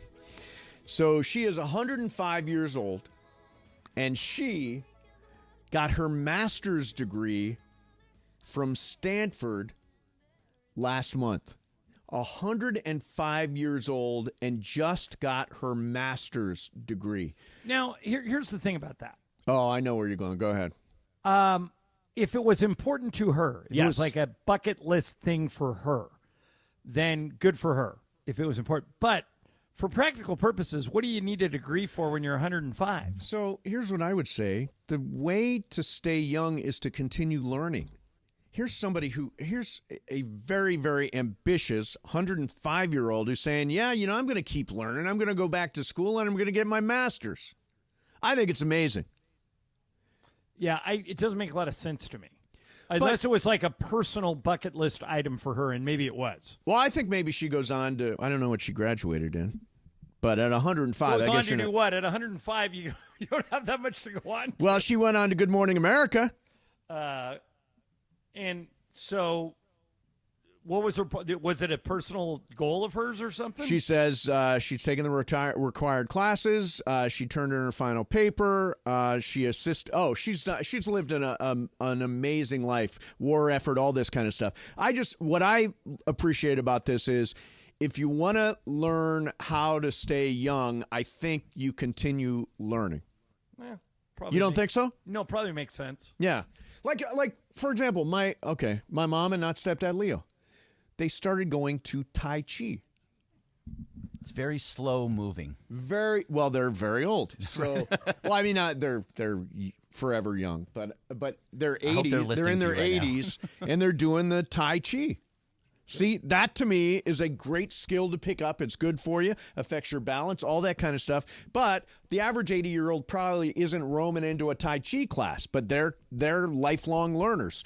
Juan's parents go to scientific conferences. They're retired, but they go to scientific conferences all over the place because they want to keep learning stuff. So I think learning is like a really big. I intend to be a lifetime learner. That's my goal, because I think the moment you stop learning is the moment you get old. What is Tai Chi? Tai Chi is that one where they're usually. It's not karate, but it's like it's movement. It's slow movement. If you're on YouTube, you can see it. But yeah, it's like super slow karate where you don't hit anybody. Is that a good way to describe it? Yeah. Yeah, good way to describe it. Super slow is the right way to put Super it. slow. Like, for example, if you watch Law & Order, usually there's like a Tai Chi class.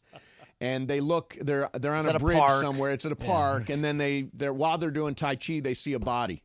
That's the way it usually works, like on Law and Order. Someone runs over to get their water, and they come Right. back. as a body. Break up the Tai Chi class. Yeah, but anyway, they're doing Tai Chi. See, I just think that lifelong learning thing is a really big deal. All right, so Mookie Betts has a podcast, and of course the Red Sox were in town this past weekend. Dodgers with the mighty sweep of the Sox.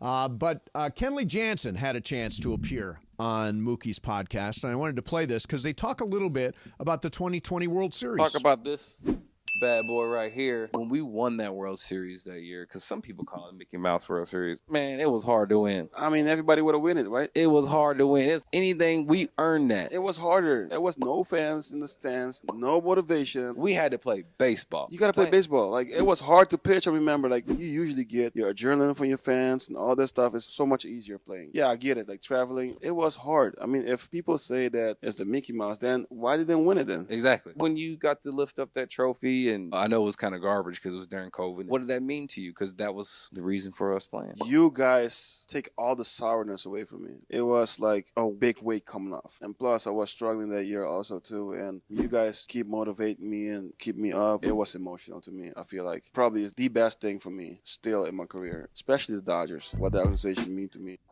Yeah, there are people that still dismiss the 2020. Actually, frankly, for both the Lakers and the Dodgers, both won in 2020. And there are people, petty people, who dismiss that. I agree with these guys. I mean, I was at the Globe Life Stadium for the World Series, and it was a strange environment because there were just a smattering of people, some media, and a few fans. It was very weird. It was a completely different experience to play in that empty ballpark. I think it was tougher. I think it was tougher for the Lakers, and I think it was tougher for the Dodgers, and I don't think either one gets a fair amount of credit for it. And you got to remember, too, that those guys are getting tested every day. They had to wear masks everywhere. Yep.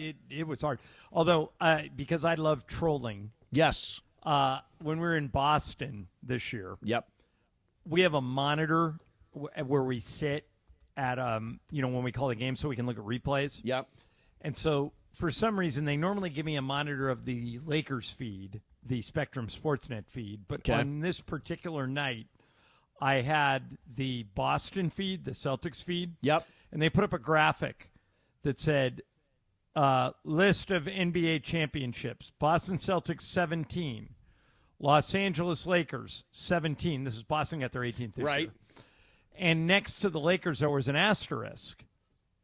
And at the bottom in parentheses, and I had to admit, this made me laugh, even though I'm a Laker fan. It said, in parentheses, includes 5 in Minnesota and 1 at Disney World. That's very funny.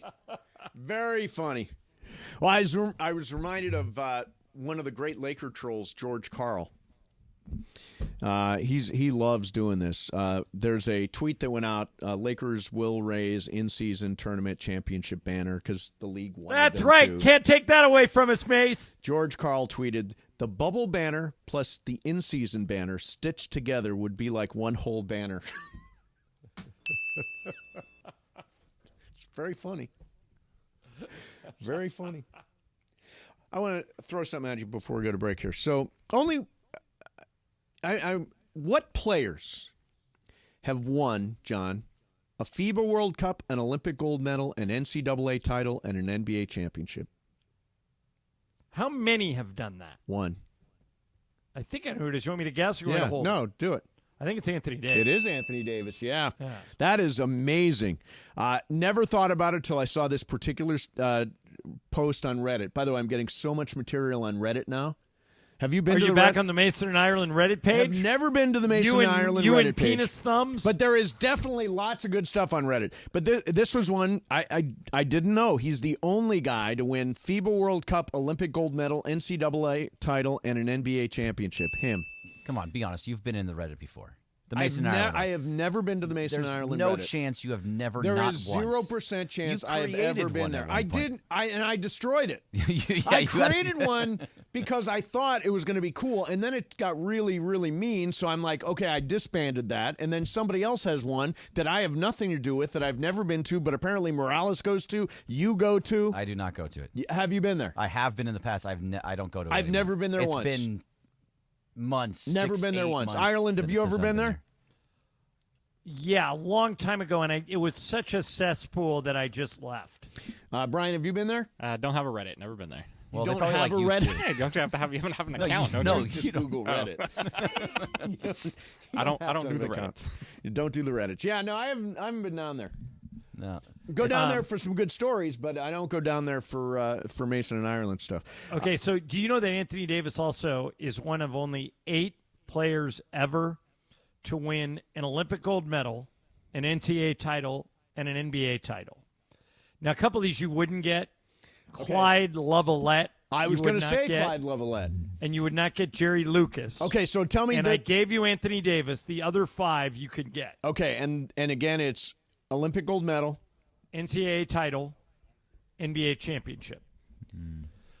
Arguably, the 3 people on this list are 3 of the top 5 NBA players of all time. Okay, so Jordan is one, Magic right? Johnson is one. Michael Jordan is one. Olympic The other guy is gold. older than both of them. If I give you the year, you might get it. Let's see, Kareem. No, Kareem didn't play in the Olympics. Oh, that's right. He didn't They weren't play allowed in the yet. Olympics. But this guy is a very, very, very famous NBA player who won an Olympic gold medal in 1956. 56. But I think he has more NBA titles than anybody. Bill Russell? Yep. Bill Russell won in 56. He won the gold medal. Then he won at the University of San Francisco, and then he won all those titles with the Celtics. Is that all of them? Nope. Okay. One guy was a coach for the Celtics. I think you guys know who this is. Was the coach of the Celtics in the 80s when the Lakers and the Showtime Lakers battled the Celtics all the time? All I can think of is can't think of it. Casey Jones. Oh, Casey Jones, yeah. And then the other guy, here's a weird one. Mm-hmm. Maybe the worst coach in the history of the NBA. He's now a TV sports announcer. Quinn Buckner. Quinn Buckner, yeah. I was would the have coach of never the- gotten that. He was the coach of the Dallas Mavericks for 1 year. He had Jason Kidd, Jim Jackson, and Jamal Mashburn, and I think he won 10 games. Wow. Because he tried to be like Bobby Knight, who was his college coach, Yep. and it didn't work. Oh, 805 Raider says that for the George Karl comment. Yeah. He said if they sewed them together, it'd still be one more than Coach Karl ever got. Oh, very good. Very good. Coming up next for you, John, we got to circle back to where we started this show from. If you're just tuning in. Do we have to? We gotta. There was a very memorable Raider moment. Deb's going to wait for you outside the studio and beat on you. I love Raider Deb.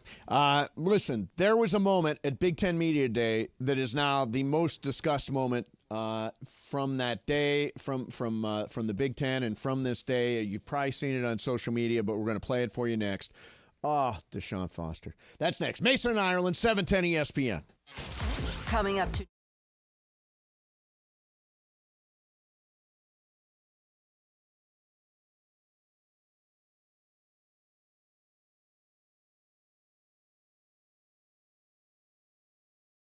Really excited to see the new schools come into play at the Coliseum. Obviously, you're going to have Notre Dame to finish the season. That's always a special game.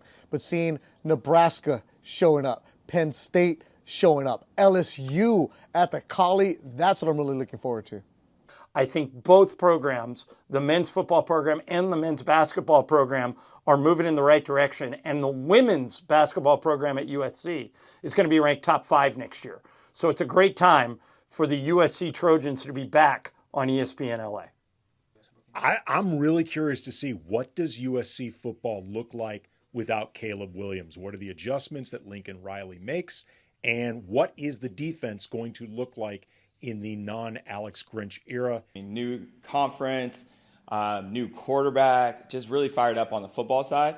New head coach for basketball, so almost like a really new team, which is going to be awesome. And then returning to prominence for USC women's basketball, to be back to where USC women's basketball is. I'm super excited to see Juju in her second year, but just the rest of the players continue to grow under Coach Godley. This beautiful thing has been up since the first time SC was here. But guess what? USC is back! And once again, this means something for us. Pumped for this season. USC Athletics back on 710 ESPN.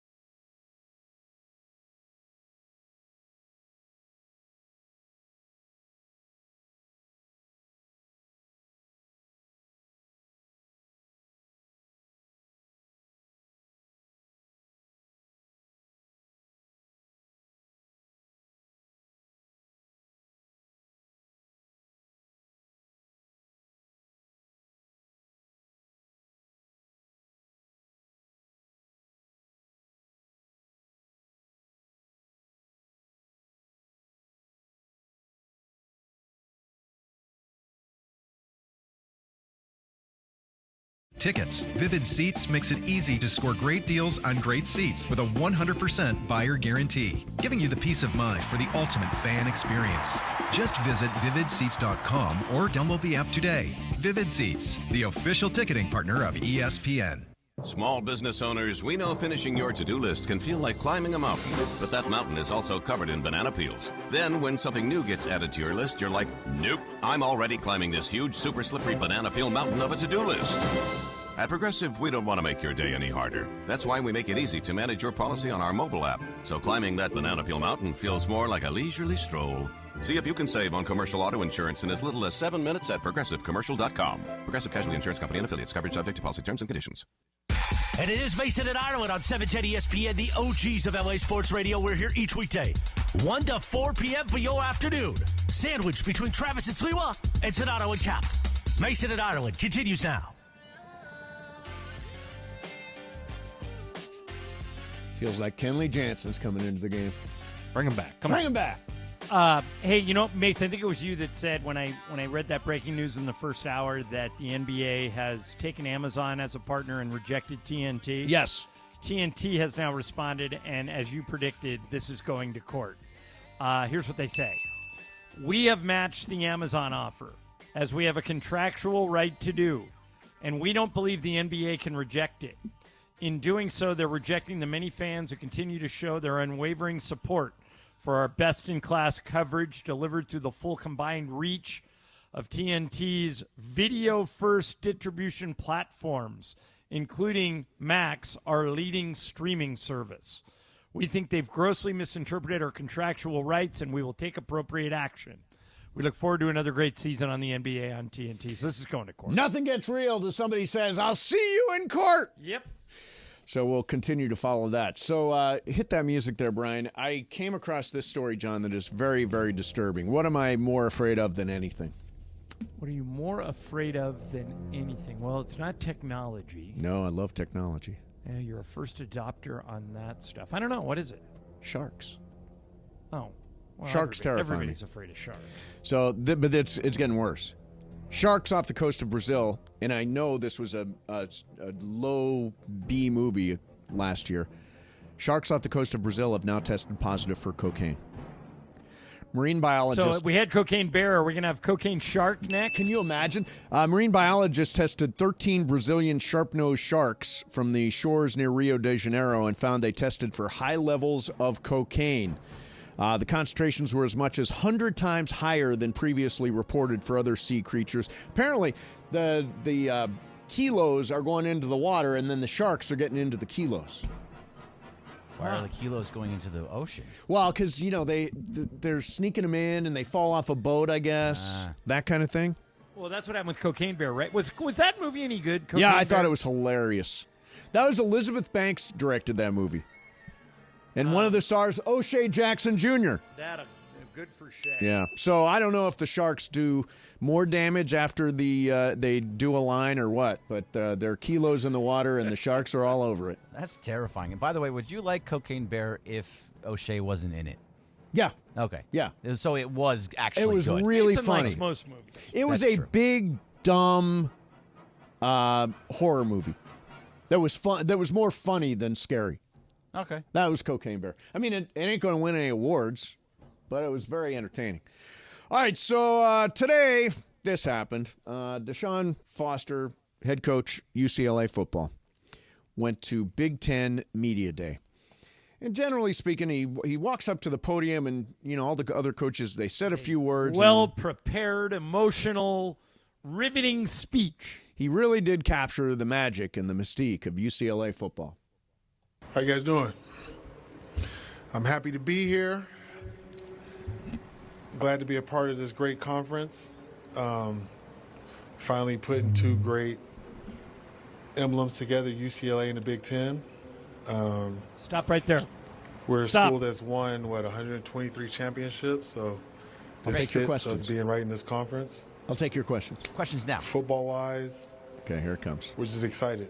You sound excited. I'm sure you guys don't know too much about UCLA, but our football program, but we're in LA. Really? Take your time. Catch It's your us breath. and USC. Yep. Oh, so there's 2 teams. 2 teams. We Can I have any questions? This is real, by the way. He laughed, though. We didn't make this up. It was funny. We didn't Funny. edit this. This is not edited. I'm just basically excited, really. That's it. Any questions? Any questions? We had a little bit of a conversation in the middle of all that. Correct. There was so much dead air. There was plenty of dead air in the middle of that. Now, this is a... I'm here. Who is here? Funches. Oh, that's Funches' campaign. I'm here. I'm here. Yeah. So this is a terrible, terrible look for UCLA football and for DeShaun Foster. And I think that it comes down to this. You knew you were going to go up there. You knew you had to say a few things beforehand, and then the questions would come. It could have been as simple as, UCLA, we're excited to be in the conference. I'll take your questions. Could have been something like that. Instead, he tried to give like a little speech, and then he got stuck in different places, and then he took big dramatic pauses there. Dramatic pauses. And it just didn't add up to much. I think this is a very bad reflection on – actually, it's a very bad look for where UCLA football might be going from here. I think you're overrating the dynamics of one press conference. 2 minutes. I don't think that how he performed today has anything to do with how they'll perform in the field. You don't think preparation for this moment has nothing to do with preparation for a game? I don't know if I'd say nothing, but very little. He's like the guy on the front porch of the university. Right. Bill Belichick's the worst interview I've ever heard. Bill Belichick Great is one of the coach. greatest coaches in history. Right. So, I mean, you can't compare DeShaun Foster to Bill what Belichick. I'm comparing DeShaun Foster and Bill Belichick in is they both are stink at interviews. But that doesn't mean you can't coach. That's my point. I mean, there are a lot of guys who aren't good in interviews that can coach. But this wasn't an interview. This was just get up, say, hey, here's our program. We're excited. I'm not Big trying to Ten. make the argument that DeShaun was good today. He was terrible. He was terrible. But I do think it reflects. You're taking it a step further and saying because he was terrible today, he can't coach. We don't know that yet. As of this moment, I would have zero faith in DeShaun Foster. None. None. He had a moment to prepare for, an important moment. UCLA's arriving at Big Ten Media Day for their first Big Ten Media Day. UCLA moving into the conference. Here is a great opportunity for a coach to say a few words about the program and then take some questions. And instead, he just stumbled around and wasn't able to say anything. This is worse hyperbole than my pistachio tweet. In what way? I agree. It's so out of bounds. They don't equate Wait a in minute. the slightest. You guys yourselves say they're going to win 3 games this year. What is the future at UCLA? You're now taking that. What's going to happen there? It's going to blame it on what happened today. Of course, that's what I'm going to do. If they win 3 games, they were already going to win 3 games. Here's the thing. Coaches need to be very, very prepared. He had a moment. He didn't prepare for it. He embarrassed himself in the university. He stumbled, so now he's not going to be a good coach. No, to be fair, I never thought he was going to be a good coach. All right, if we were doing a blame pie, who's responsible for that? What percentage of the blame do you put on DeShaun Foster? 100%. I don't. The man walked out there. He knew he had to say a few words just like every other coach in the Big Ten, and he didn't put anything, he didn't write anything down. He didn't have anything to say. He didn't think something up. I mean, come on. It's about preparation. 75% on DeShaun, 24% on the sports information department for not giving him any material, and 1% to Frank McCourt. Frank McCourt, yes. That's the blame pie. Yeah, I always thought it was a reach of a hire in the first place. Well, it still is a reach. I mean, they're giving a guy who's never been a head coach a chance, but I'm not saying he can't coach based on what happened today. I'm saying it's a terrible start. Right. But leading into a terrible season. You're taking it a step further than a terrible start. You're saying based on today, you have zero confidence that he can coach. I didn't have a great deal of confidence before. Now I don't have any. Down to zero. They're gonna. I mean, I'm just going by what you guys say. I haven't prognosticated that they're only going to win 3 games. Yes, you have. No, I haven't. I haven't even looked at their schedule. I don't know what they're doing. I haven't. They don't have any players. You guys say they're going to win 3 games, and you're UCLA guys. The glass is clearly half empty. You don't see an upside where he can get to 5? I mean, it's... Oh, he could. I don't think he will, but he could. And here's the thing. I don't want him to fire him after he wins 3 games. Well, no, they're not going to. UCLA sticks with guys even if they're not any good. Well, they're not a football school. Yeah. We're big UCLA guys. What is that? I don't even know. What was that? That was not me. When did you say that? That was you last year. We're big UCLA guys. Oh, see, you got it right there. We're big UCLA guys. Oh, it's in the system. I need a context for that.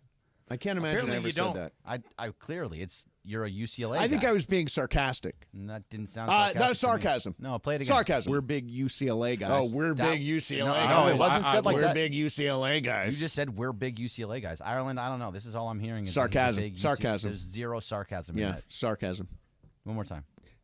We're big UCLA guys. We're big UCLA guys. No sarcasm. Yeah, that's what it is. Sarcasm. All right, coming up next for you. I feel bad. I don't want to just totally bang on it. I feel bad for the guy. He was obviously. Well, yeah, I could tell you feel bad for the guy. Well, no, I'm empathetic. I feel for him the way I feel for like Bronny. They're in really tough spots, and they've struggled a bit. And here, this is his big moment, and it came and went, and he didn't succeed. And I just think it's an ominous start as head coach at UCLA. I think you're making too much out of a 2-minute faux pas at Big Ten Media Day. I think if we went back and found your reaction to the Nick Sirianni press conference and to the Dan Campbell press conference, you said both of those guys were going to flame out. Well, and they still might. But, I mean, they haven't. Dan Right. Campbell has But got that's- that team positioned to but now you're making my point. Exactly. You're making our point. What do No. You're saying that Dan Campbell bombed the press conference and basically a good coach. You said he bombed the press conference. I didn't think he did. I thought he was great in the press conference. You thought he was terrible in the press thought Nick conference. And Sirianni you wrote was him- good in I his thought press Nick Sirianni conference? was fine in his press conference. he wasn't He fine. was fine. He Dan was really Campbell bad. was energetic and enthusiastic. Yeah, You guys, you wrote both Nick Sirianni and Dan Campbell off based on that press conference. You know Nick Sirianni is going to get fired this year. I if they don't know that Nick Sirianni. Well, I'm sure everybody's going to get fired in the NFL if they don't make the playoffs. No, but Nick Sirianni lost 9 of his last 10 games last year. Yeah, no, he's on the hot seat right now. He's absolutely on the hot seat. But so you're saying that you were right about Nick Sirianni? I'm saying that Nick Sirianni's press conference has nothing to do with whether he can or cannot coach. Dan Campbell's press conference, turns out, had nothing to do with whether or not he you can or wrote those can't guys coach. off, is what I'm pointing out. You did to them what I'm doing to DeShaun Foster. So, and the point, Dan Campbell is the example that you could be wrong. Possible.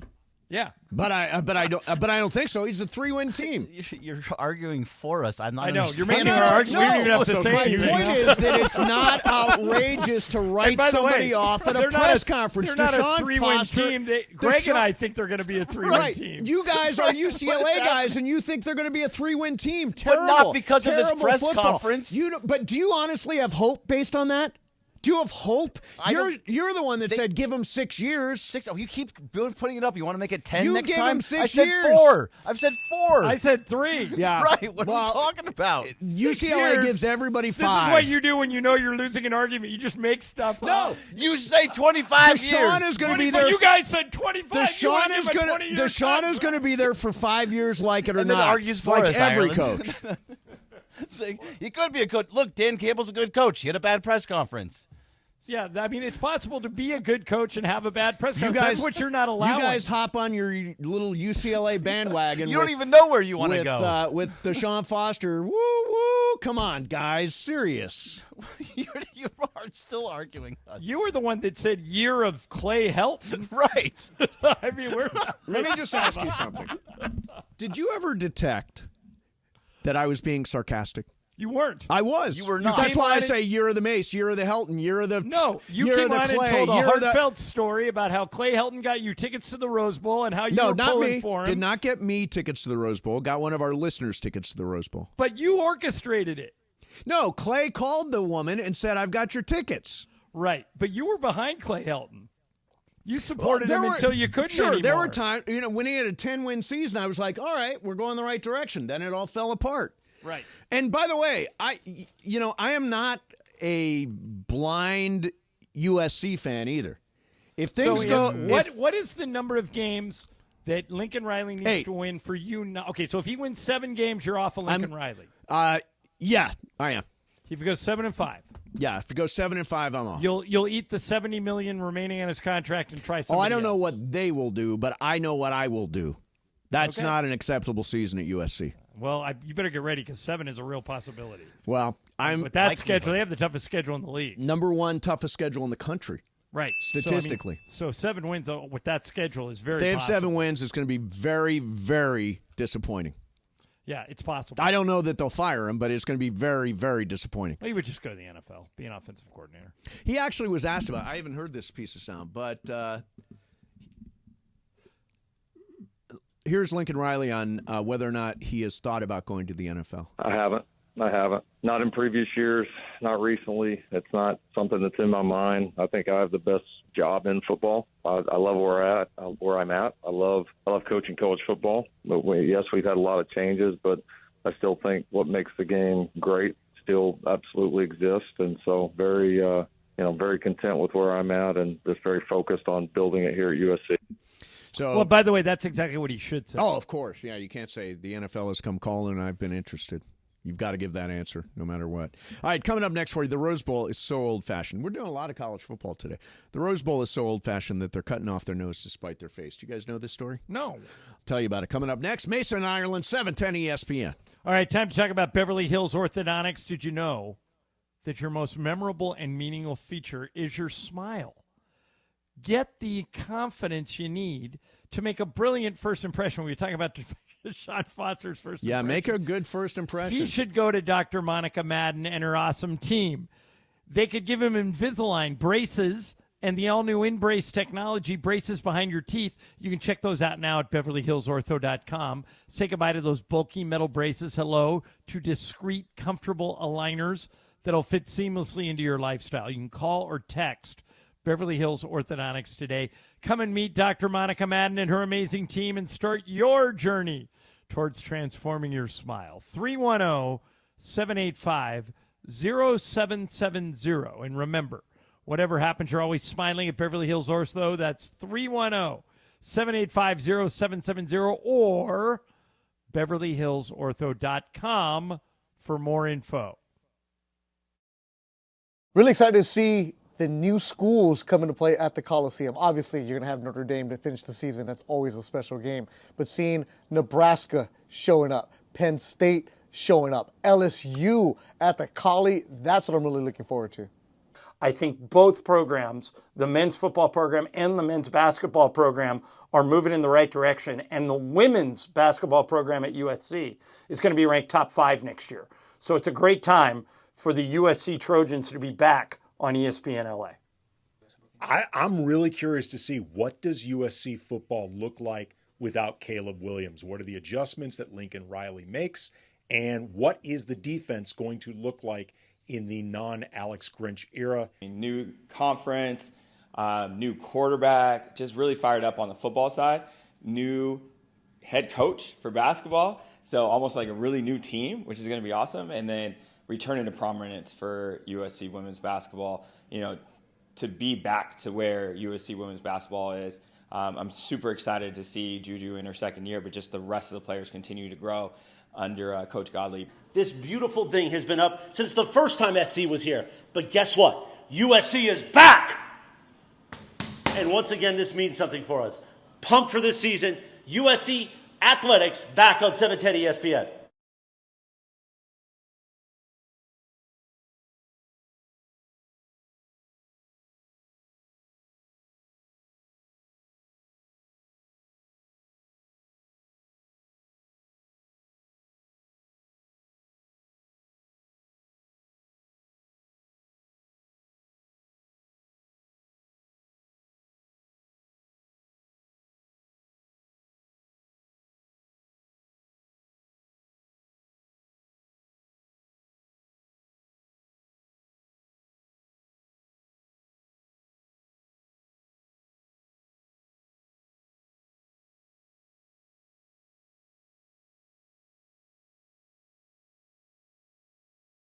Total T, you've been acting like when we met in our 20s. I feel like myself again. Lower testosterone after turning 40 slowed me down. Nugenix Total T has been a game changer for me. What is it about Nugenix Total T that's different? It's a key ingredient called Tesnor. It boosts free and total testosterone to help you get back the drive and energy from your youth. Total T is backed by 5 clinical studies. I've seen the huge difference it's made for you in the gym, at work, and in the bedroom. I'm so glad I sent them a text for my complimentary bottle. Text order to 321-321 right now for your complimentary bottle of Nugenix Total T. Nugenix is the #1 selling testosterone boosting brand at GNC and Walmart. Do it now, and we'll also send you a bottle of Nugenix Thermo X, our newest, most powerful fat burner ever. Absolutely free. Text ORDER to 321-321. That's order to 321-321.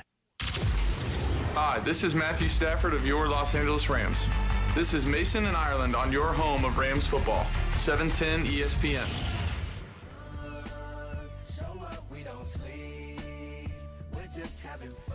So the college football playoff is coming this year, which is really exciting. 12 teams. We're finally going to eliminate some of the debate and some of the argument and some of the fight over who is in and who got left out. So the Rose Bowl has requested to be left out of the college football playoff semifinal rotation. Why? They want to continue to play their annual January 1st Rose Bowl. The college football playoff this year is moving to a 12-team format. The Rose Bowl is scheduled to be a January 1 quarterfinal for the next 2 seasons. They're not interested in a semifinal or the final. They prefer to have their game on the January the 1st, as is traditionally held. Now, look, it's a great idea. January 1 bowl game, fantastic Rose Bowl. But the idea that they're eliminating themselves from some of the higher leverage games because they want their game to be on January 1st, I think is cutting off your nose and spite your face. I tend to agree with you, but I remember I read this article once about how when the NFL decided to play on Thanksgiving, right? Nobody wanted to do it. None of the teams wanted to do it. And both the Lions and the Cowboys said, we'll do it, but only if we get to decide when it ends. Mm-hmm. And then it took off and turned into something, and now they're going to play on Thanksgiving as long as you and I are alive, because it's a huge promotion for their brand, and, yep. And they get to do it every year. If they're doing something that you normally like, although I see your point, they're doing something you normally like. They're zigging when everyone else is zagging. Correct. If they're the only bowl game that is always guaranteed no matter what on January 1st, then that may turn into something. You know what I'm saying? Yes.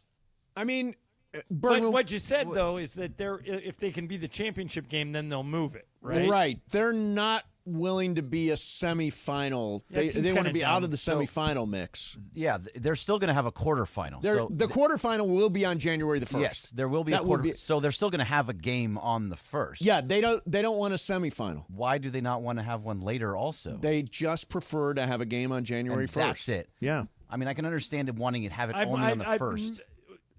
Until I know Partly more, I'm with you, Mace. It seems kind of dumb. Yeah, maybe they'll be in the mix for the championship game, but it says that they don't want to be part of the semifinal mix because that would move the game from January 1st to that next week of January. Oh, yeah. See, well, that makes sense, too. That makes sense to have their game on the 1st. So I get a quarterfinal. A quarterfinal, yeah, because you have the Rose Parade that's been going on forever, and that leads right into the Rose Bowl game. So wanting to still do that January 1st makes sense, but they should be in the mix for the final. Yeah, no? for the championship game. Yeah, they're not on the schedule yet for a championship game. But you would think I've seen arguments. Kirk Herbstreit argues that the national championship game should be at the Rose Bowl every year. Now, so the final is going to be on January 20th. Is that too late for a game? That seems. When you go to a 12-team playoff, they're starting the first. Do you know the schedule? No. So Friday, December 20th is a first-round game. Then 21st has a bunch of them. But then it's the quarterfinals on the 31st and the 1st. Semifinals are on the 9th and the 10th. And the championship is on the 20th. That's really a month, late, huh? That is they're a going month. They're going well into the NFL playoffs, Right. too. Yeah, they are. And remember, the NFL plays on Saturdays in January. You know what my thought is? They play no Saturday games, by the way. The college football doesn't? No. What are the What games? day are they playing? It's Tuesday, December 31st, Wednesday, January 1st, Thursday, January 9th, Friday, January 10th, So they're Monday, not going January head-to-head with 20th. the NFL. So they're not going head-to-head? Uh-uh. I'll tell you what, that means that January is going to be so much, December and January, as we're counting down to see who's in the playoff. That's incredible, as they're fighting for playoff spots. And then all of it is going to be played out in January. It's going to be exciting as hell. There's so much football now in January. Yes. Can't get enough of it. Only 39 days till USC kicks off against LSU, and only 43 days till NFL season, so it's coming fast. All right, let's do some Game of Games. It is Brian Cohen's game today. He tends to write some of the very best games we've got. So you, anything you want to preview? Just 24. 24. Yeah, 24. Right, there you go. It's 24. We'll do it coming up next. Mason and Ireland, 710 ESPN.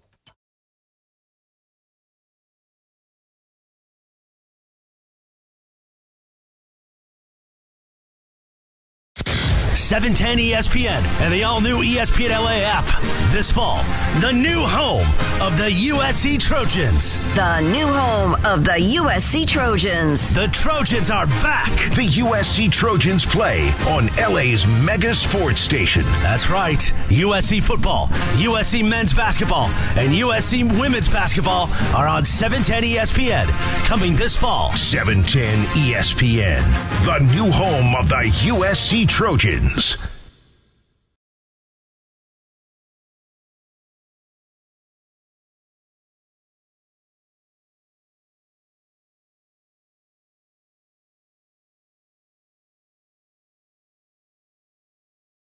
'Really excited to see the new schools come into play at the Coliseum. Obviously, you're going to have Notre Dame to finish the season. That's always a special game. But seeing Nebraska showing up, Penn State showing up, LSU at the Collie, that's what I'm really looking forward to. I think both programs, the men's football program and the men's basketball program, are moving in the right direction. And the women's basketball program at USC is going to be ranked top 5 next year.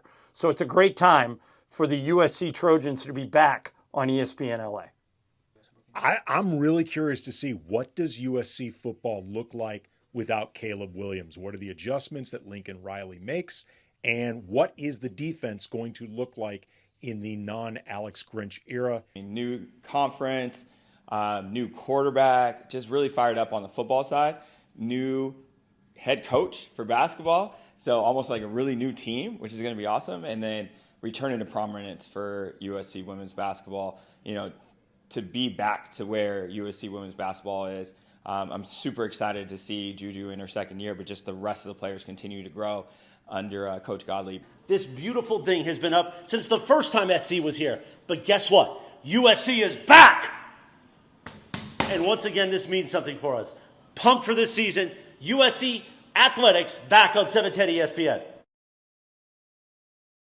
Terranea Resort on the breathtaking Palos Verdes Peninsula. Enjoy 102 acres of oceanfront luxury with panoramic Pacific views. Relax in style with a variety of accommodations, from elegant guest rooms to private villas. Indulge at diverse dining venues and rejuvenate at the award-winning spa. Visit Terranea.com to book your stay today.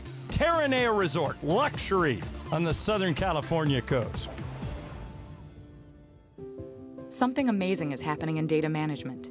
Even though storage needs are constantly changing, companies are only paying for what they need now.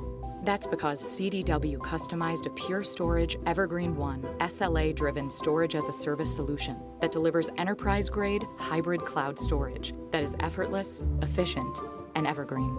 Simplify storage administration with Pure Storage and CDW. Make amazing happen. Find out more at cdw.com/purestorage. This radio commercial was made to convince you to stop speeding. We can't use siren sound effects on the radio, so we'll use other equally jarring sound effects to get your attention. Like telling you that whether you drive a little over the speed limit or a lot, you can crash just the same. You could hurt yourself, or worse, others. I'm at the scene of the collision. And the damage you cause will be beyond repair. See? We didn't have to use crash or siren sounds after all. Speeding catches up with you. Brought to you by NHTSA. 710 ESPN. And it is time for Game of Games on the #1 sports radio show in LA, Mason and Ireland. Game of Games. Game of Games presented by CallJacob.com. Call Jacob. Everyone loves a fighter, but in this town, winning matters, especially after an accident. So remember, anyone can fight, but CallJacob.com is here for you when you need a big win. After an accident, go to CallJacob.com or call 844-24-JACOB. That's 844-24-JACOB. We got the jingle. Call Jacob. Thank you. Game of Games time. Take it away, Mace. And it is Brian Cohen's game today, and joining us right now is DeMarco Farr, who's become a regular fixture here in the afternoon with Scott Kaplan. How you doing, man? Am I early on that? Woo, woo, woo. No, well, it's coming up. It's coming. There's Hi. always room for a woo-woo-woo. My man, what's going on? All is good, man. Yes, so good stuff. It's Brian Cohen's game today. Brian, what do you got cooking? I got cooked up a little 24 game for the July 24th, 24. Okay. So it's going to be athletes that wore the jersey number 24. Okay. Little trivia action. Kobe. Yes.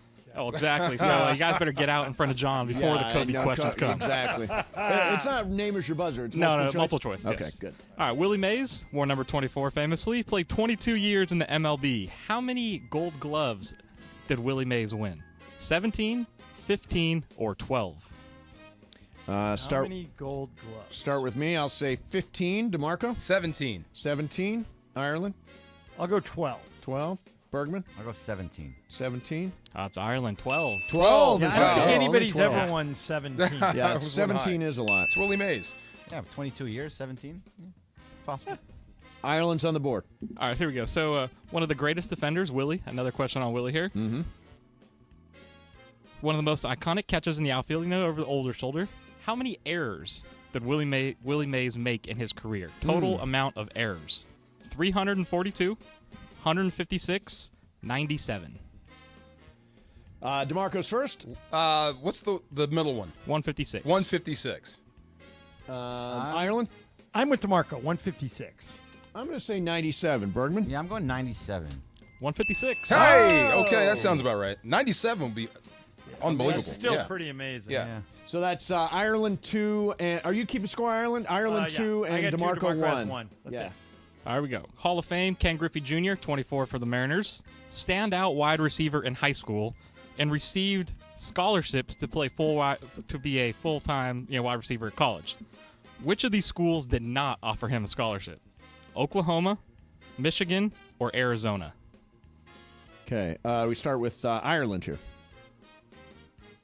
I'm going to say Arizona. Bergman. Arizona. I'm going to say Oklahoma. DeMarco. I'm going to say Michigan. It was Arizona. It was Arizona. Okay. It just didn't fit with the other two. So Actually, Ireland gets the Yeah, point. I don't know why Two of Arizona his sons would think actually they went to could- Arizona and played. Yeah, I don't know why they yes. could think they could get Ken Griffey Jr. Yeah. When Griffey was elected to the Hall of Fame in 2016, he broke the record for receiving the highest percentage of votes. What percentage of votes did Griffey get to be selected into the Hall of Fame? 100%, 99.32%, or 97.84%? Bergman. He broke the record. I'm going to say 99.32. To me, I say 99.32. DeMarco? 99.32. And Ireland. It's unanimous, yeah, because somebody else got I think Tom Seaver got 98, and I know he didn't get 100, so I think it's got to be 99. John is correct. There you go. Yeah, so everybody got that. we all got that one. Yeah. Okay. All right, Marshawn Lynch, another athlete, wore number 24, famously for the Bills and Seahawks. He participated in which of these events outside of football? Arm wrestling tournament, slap box tournament, or Formula One? Okay, we start with me on this. I'm going to say the old slap box. What about you, That sounds DeMarco? about right. That sounds fun. I hope that's real. Ireland? I don't think Brian would make it up. What was the auto racing one, Brian? Formula One. I'll go Formula One. What was the other one, the first one? Arm wrestling.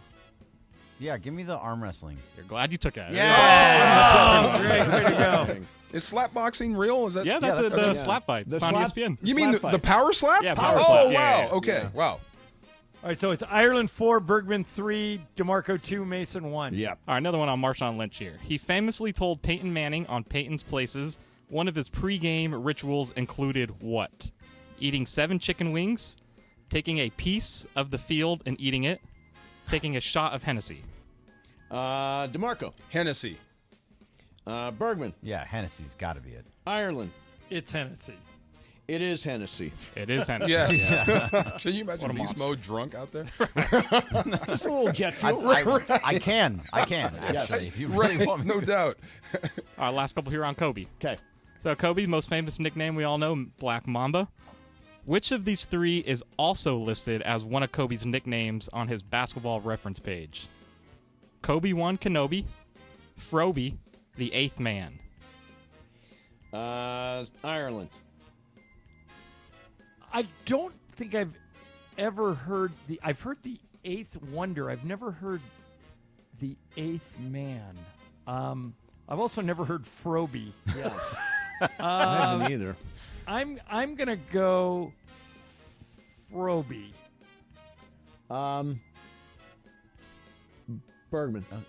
So it's Kobe 1 Kenobi, Froby, and the Eighth Man. Correct. I'm going to go Kobe 1 Kenobi. I am going to go the Eighth Man. The Eighth That could Man. be right. I'm going to go Eighth Man. Froby sounds about right when he had the He fro. wore number 8. Yeah. That's the only reason I'm staying away from Eighth Man. What's the answer, Brian? It is the Eighth Man. Oh, okay. And Yes. it had something to do with his hip hop. Trying to do a little hip hop album. The Eighth Man. Eighth Man. Okay. By the way, DeMarco, that gives you 4. So it's Ireland 5, DeMarco 4, Bergman 4, Mason 3. How many are left, Brian? I got 2 more here. Okay. 2 more in the All tiebreaker. right, So I need Still both. John's got to go first. Yeah, John goes first. Yeah, I'll go first. What was Kobe's most points scored in a game in high school? 50, 55, or 62? Ireland. Well, it's only an 8-minute game. 8-minute game? I mean, 8-minute quarters. Yeah, 8-minute quarters, right? So, I'm gonna guess 62. Okay. DeMarco. 62. I don't have to go against that yet, so I'll go 62. And I'll go 55. Nobody got it. Only 50 points. Only 50 Only. in 32 minutes. So I'm out. So Mace is out, and I have to go first for this last. Yeah, and we got to go opposite, DeMarco. Okay, opposite him. Yes. Okay. All right. Kobe finished his high school career as Southeastern Pennsylvania all-time leading scorer, passing Wilt Chamberlain. How many points did Kobe finish in his high school career? 2,883, 2,420, 2,690. Ireland. What was the second one, Brian? 2,420. That sounds low. What was the first one? 2,883. I'll try that one. I'll try the first one. All right. The other one is like 420 or what? 2,690. 600 or 4. That's Brian. I picked the highest one, right? You did, Yes. yes. Yeah, the highest one. All right, I'll pick the second highest one. 2,690. Yeah. I'll pick the lowest. It doesn't matter. John won. Oh! 2,883 points in high school for Kobe. There you go. All right, so the score now: Bergman 4, Ireland 4, Mason 2, Michael 2, Jacob 1, DeAndre 1, Pepe 1, Brian 1, Marcus 1, Momo 1, and tomorrow is worth 2. Oh, we're Greg, at the end some of the month. things Yeah. stay the same, Yeah. no matter what. Hey, I got Me a and chance you. to tie. I got a chance to tie with a win tomorrow. Whose I feel game is good it about tomorrow? It's my game. Okay. Bergman's game. Oh, I better step up on it tomorrow, because then Greg's coming for me on Monday. Yep. Yeah, this, by the way, somebody took the actual words. I'm going to summarize what DeShaun Foster said without all the pauses and stuff. I'm sure you don't know much about our football program. We're in L.A. It's us and USC. I'm basically excited. Any questions? Wow. That's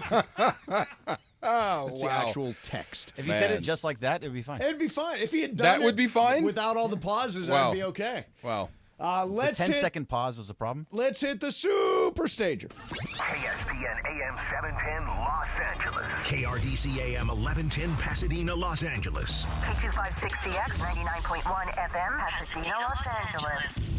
It's the greatest segment in LA sports radio history. Oh my God. When the shows come together for magic on the radio. It will only grow stronger. Super Crosstalk. Are we ready for Sedano and Cap to join? Super Crosstalk begins. Super Crosstalk, presented by Coors Light. Coors Light, made to chill. It's time for Super Crosstalk.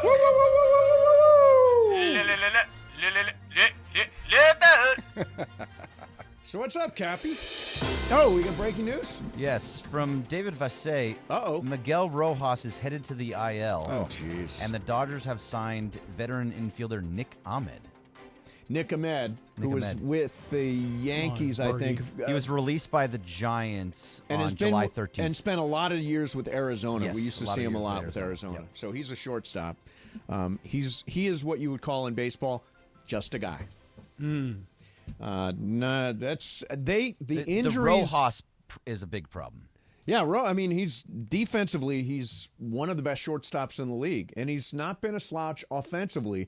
Losing him at this point is another, and yet the Dodgers just keep winning. Right. That's exactly right. And by the way, getting Tyler Glasnow back tonight. Not that it was a long layoff, and Kershaw back tomorrow night. Yep, exactly. So. And a lot of talk out there that the Dodgers, this is as of today, very interested in Randy Arozarena. That's out there. Arozarena and Luis Robert Jr. Both are interesting to the Dodgers, according to where are we here? Mike Axis from MLB Network. So, all right. So they're in that. Cappy, what did you think of the movie last night? I thought it was amazing. Wasn't it I know great? DeMarco and I are going to definitely be chatting about it. But Mace, first of all, love the shirt. Thank you. I love my Sunday swagger. Now, DeMarco, you've got that Sunday swagger shirt too, don't you? I got the same one, yeah. I almost wore that today. Yeah. That would have been crazy. I don't know what that one's called, but it might as well just be called like Splat. It is. It's like paint splatter. Paint splatter. Yeah, Okay. It's really good. Yeah. So greetings to you, Mace. Johnny I, how's Lake Life treating you? Beautiful. God, I'm jealous. Yes. Does Lisa get mad? Up here. Does Lisa get mad at you though that like, hey, like you need to spend the middle of the day, 1 p.m. to 4 p.m. You got to spend the middle of the day on the radio, like, or is she she's cool? not here. So it's just you. Well, that helps. Oh, I didn't know I got to that. pick her up at the airport tonight, and then I'm doing the show tomorrow. But both Mason and I are off Friday, so I'll be back in studio Monday in L.A. But I was up here all last week, Cap, and I was off for vacation. So I'm only doing 4 shows in the afternoon. I'm making it work. And are you by yourself then? Yeah, right now I am. But Lisa's coming in at 10 o'clock tonight. Oh my God! What a life! What a Yeah, life! I what would a give life. anything for like 4 days by myself on the it's- lake. Particularly, it is I the want 4 greatest. days at your house in Coeur d'Alene. Well, you know, that'll happen. We just got to. I need a vacancy. Somebody needs to cancel so I can get you. Do you like spending time? Well, do you like spending time away from Rachel?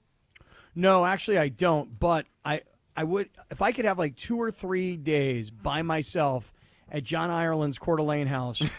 I would, because It's going to happen. Yeah, but it's got to be like I want to have like 4 or 5 days with Rachel there too. But a couple of days by myself, wake up late, work out, think, write, Go down, think jump more. in the lake, Cap. Yeah.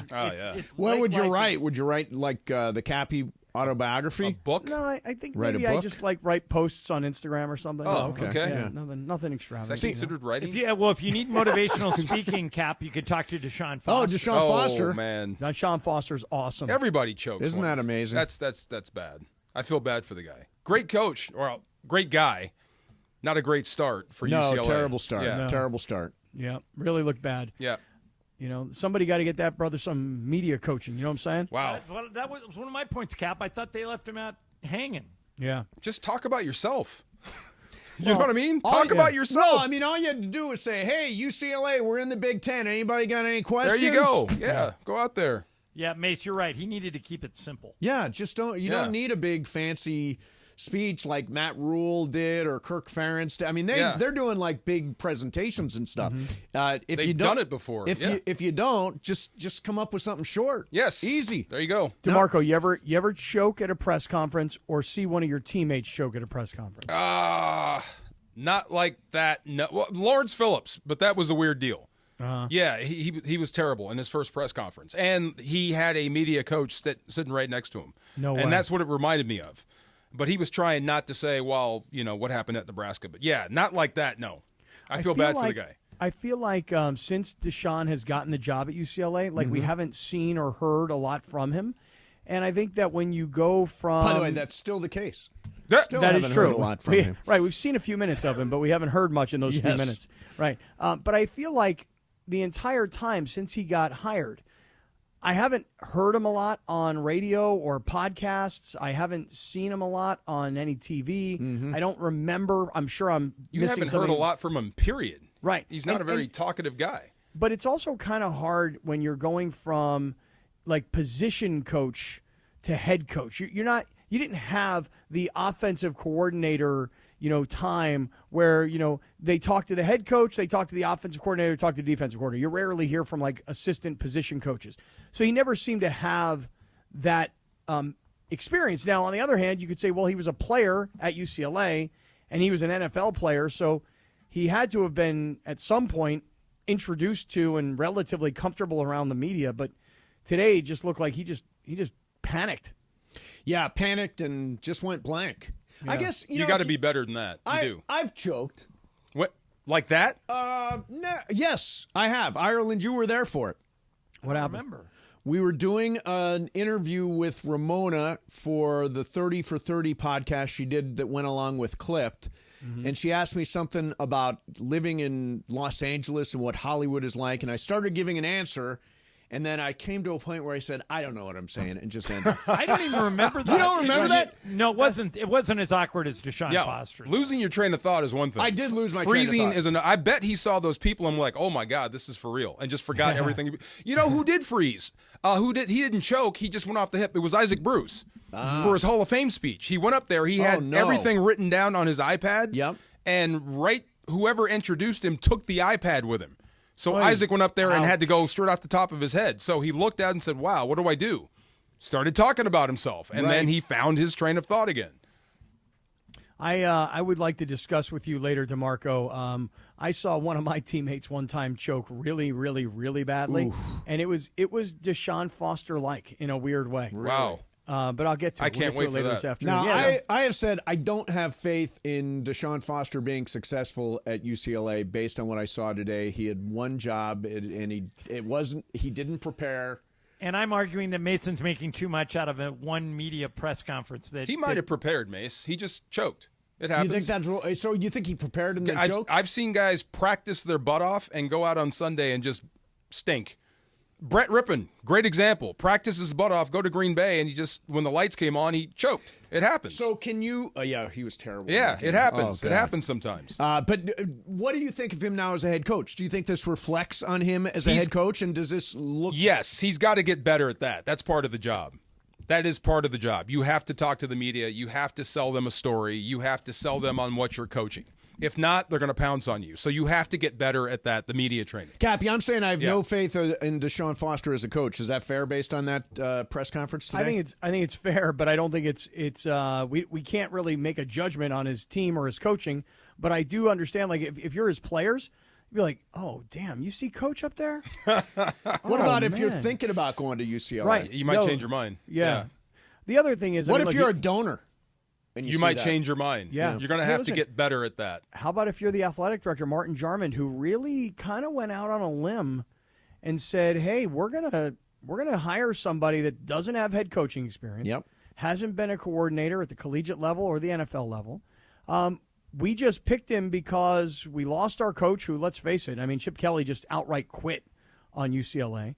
And it wasn't exactly an opportune moment to find the best candidate, you know.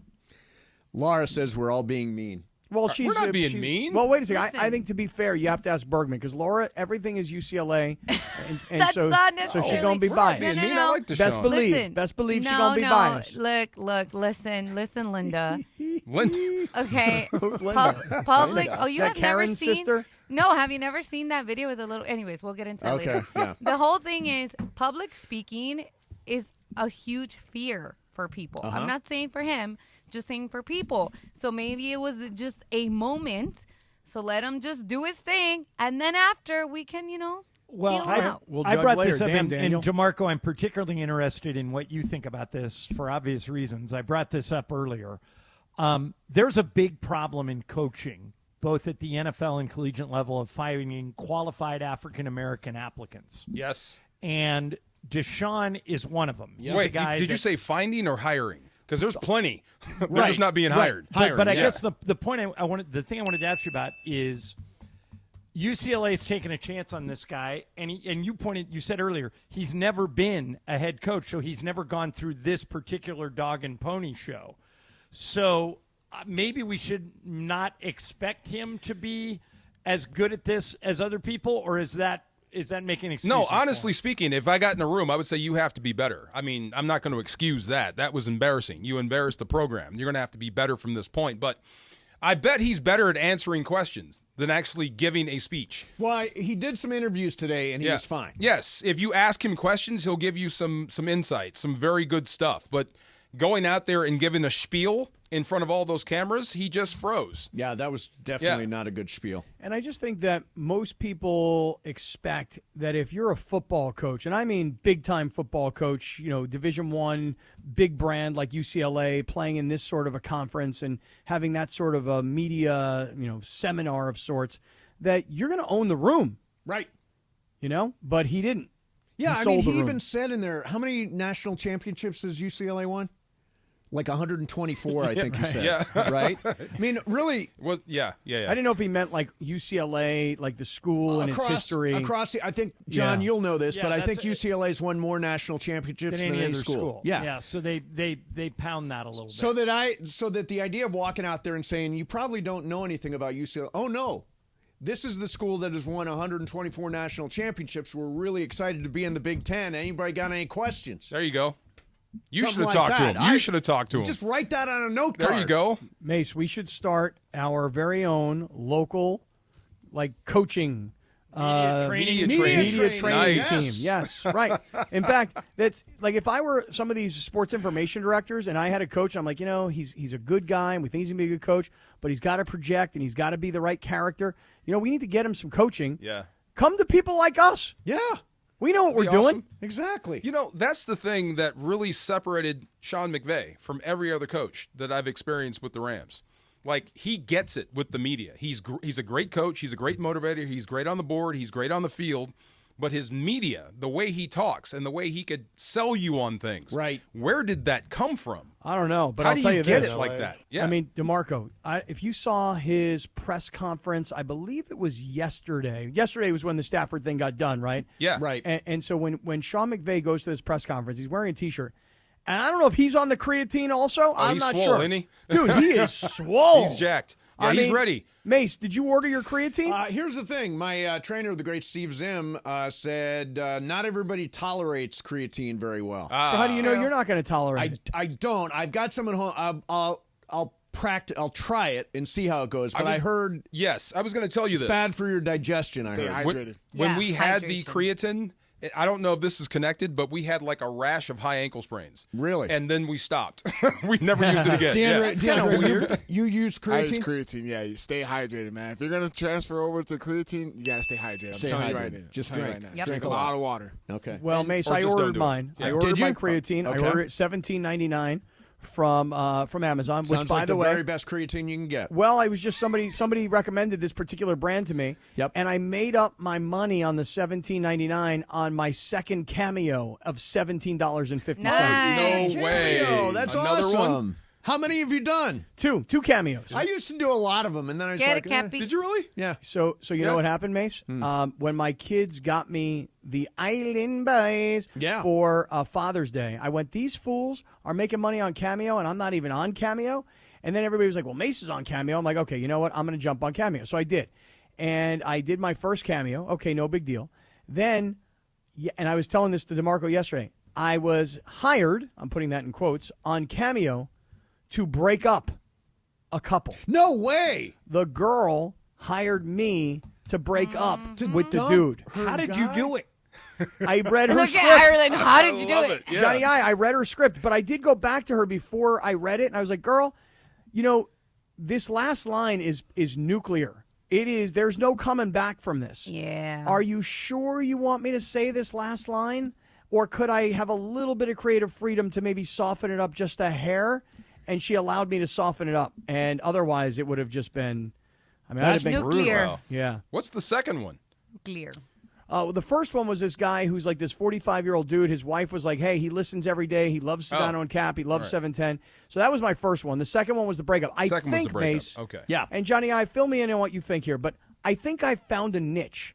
I'm the cameo breakup guy. Oh, that's nice. Perfect. No, Cap, If I don't want be to break that up guy. with somebody, I just pay you and you do it for me. Right. Or child. Or give me somebody else. Like for example, let's say you're an employer, right? And you have an employee, and you're going to fire this person. Yeah. Right. No. I'll fire him. I love it. No. I will fire him. I don't care. No, Don't mean nothing to me. I'm not emotionally attached. I think it's a great idea. Don't. Good angle. Don't encourage him, Mace. I'm telling you, you can That's a market this perfect thing. angle. You can make a lot of I'm with money on Mace. this. Yes. Right. Need to break up with somebody? I'm your guy. Yeah, you're the guy. Drop Hey, the Johnny, bomb. when you go to Coeur d'Alene next time, Yeah. how would you feel if I took the responsibility to set you up with proper cameras, etc., so that we can YouTube with you simultaneously? I may have an announcement about this very thing tomorrow. Whoa. Nice. Fantastic. Stay tuned, Cap. I am Stay on tuned. it today. I'm making progress, and I made more progress today than I thought I would make, and you may see me as early as tomorrow. No Nice. way. Wow. Nice. Very cool. Wow. The big compound. Speaking of progress, show's over. See you tomorrow at 1. What?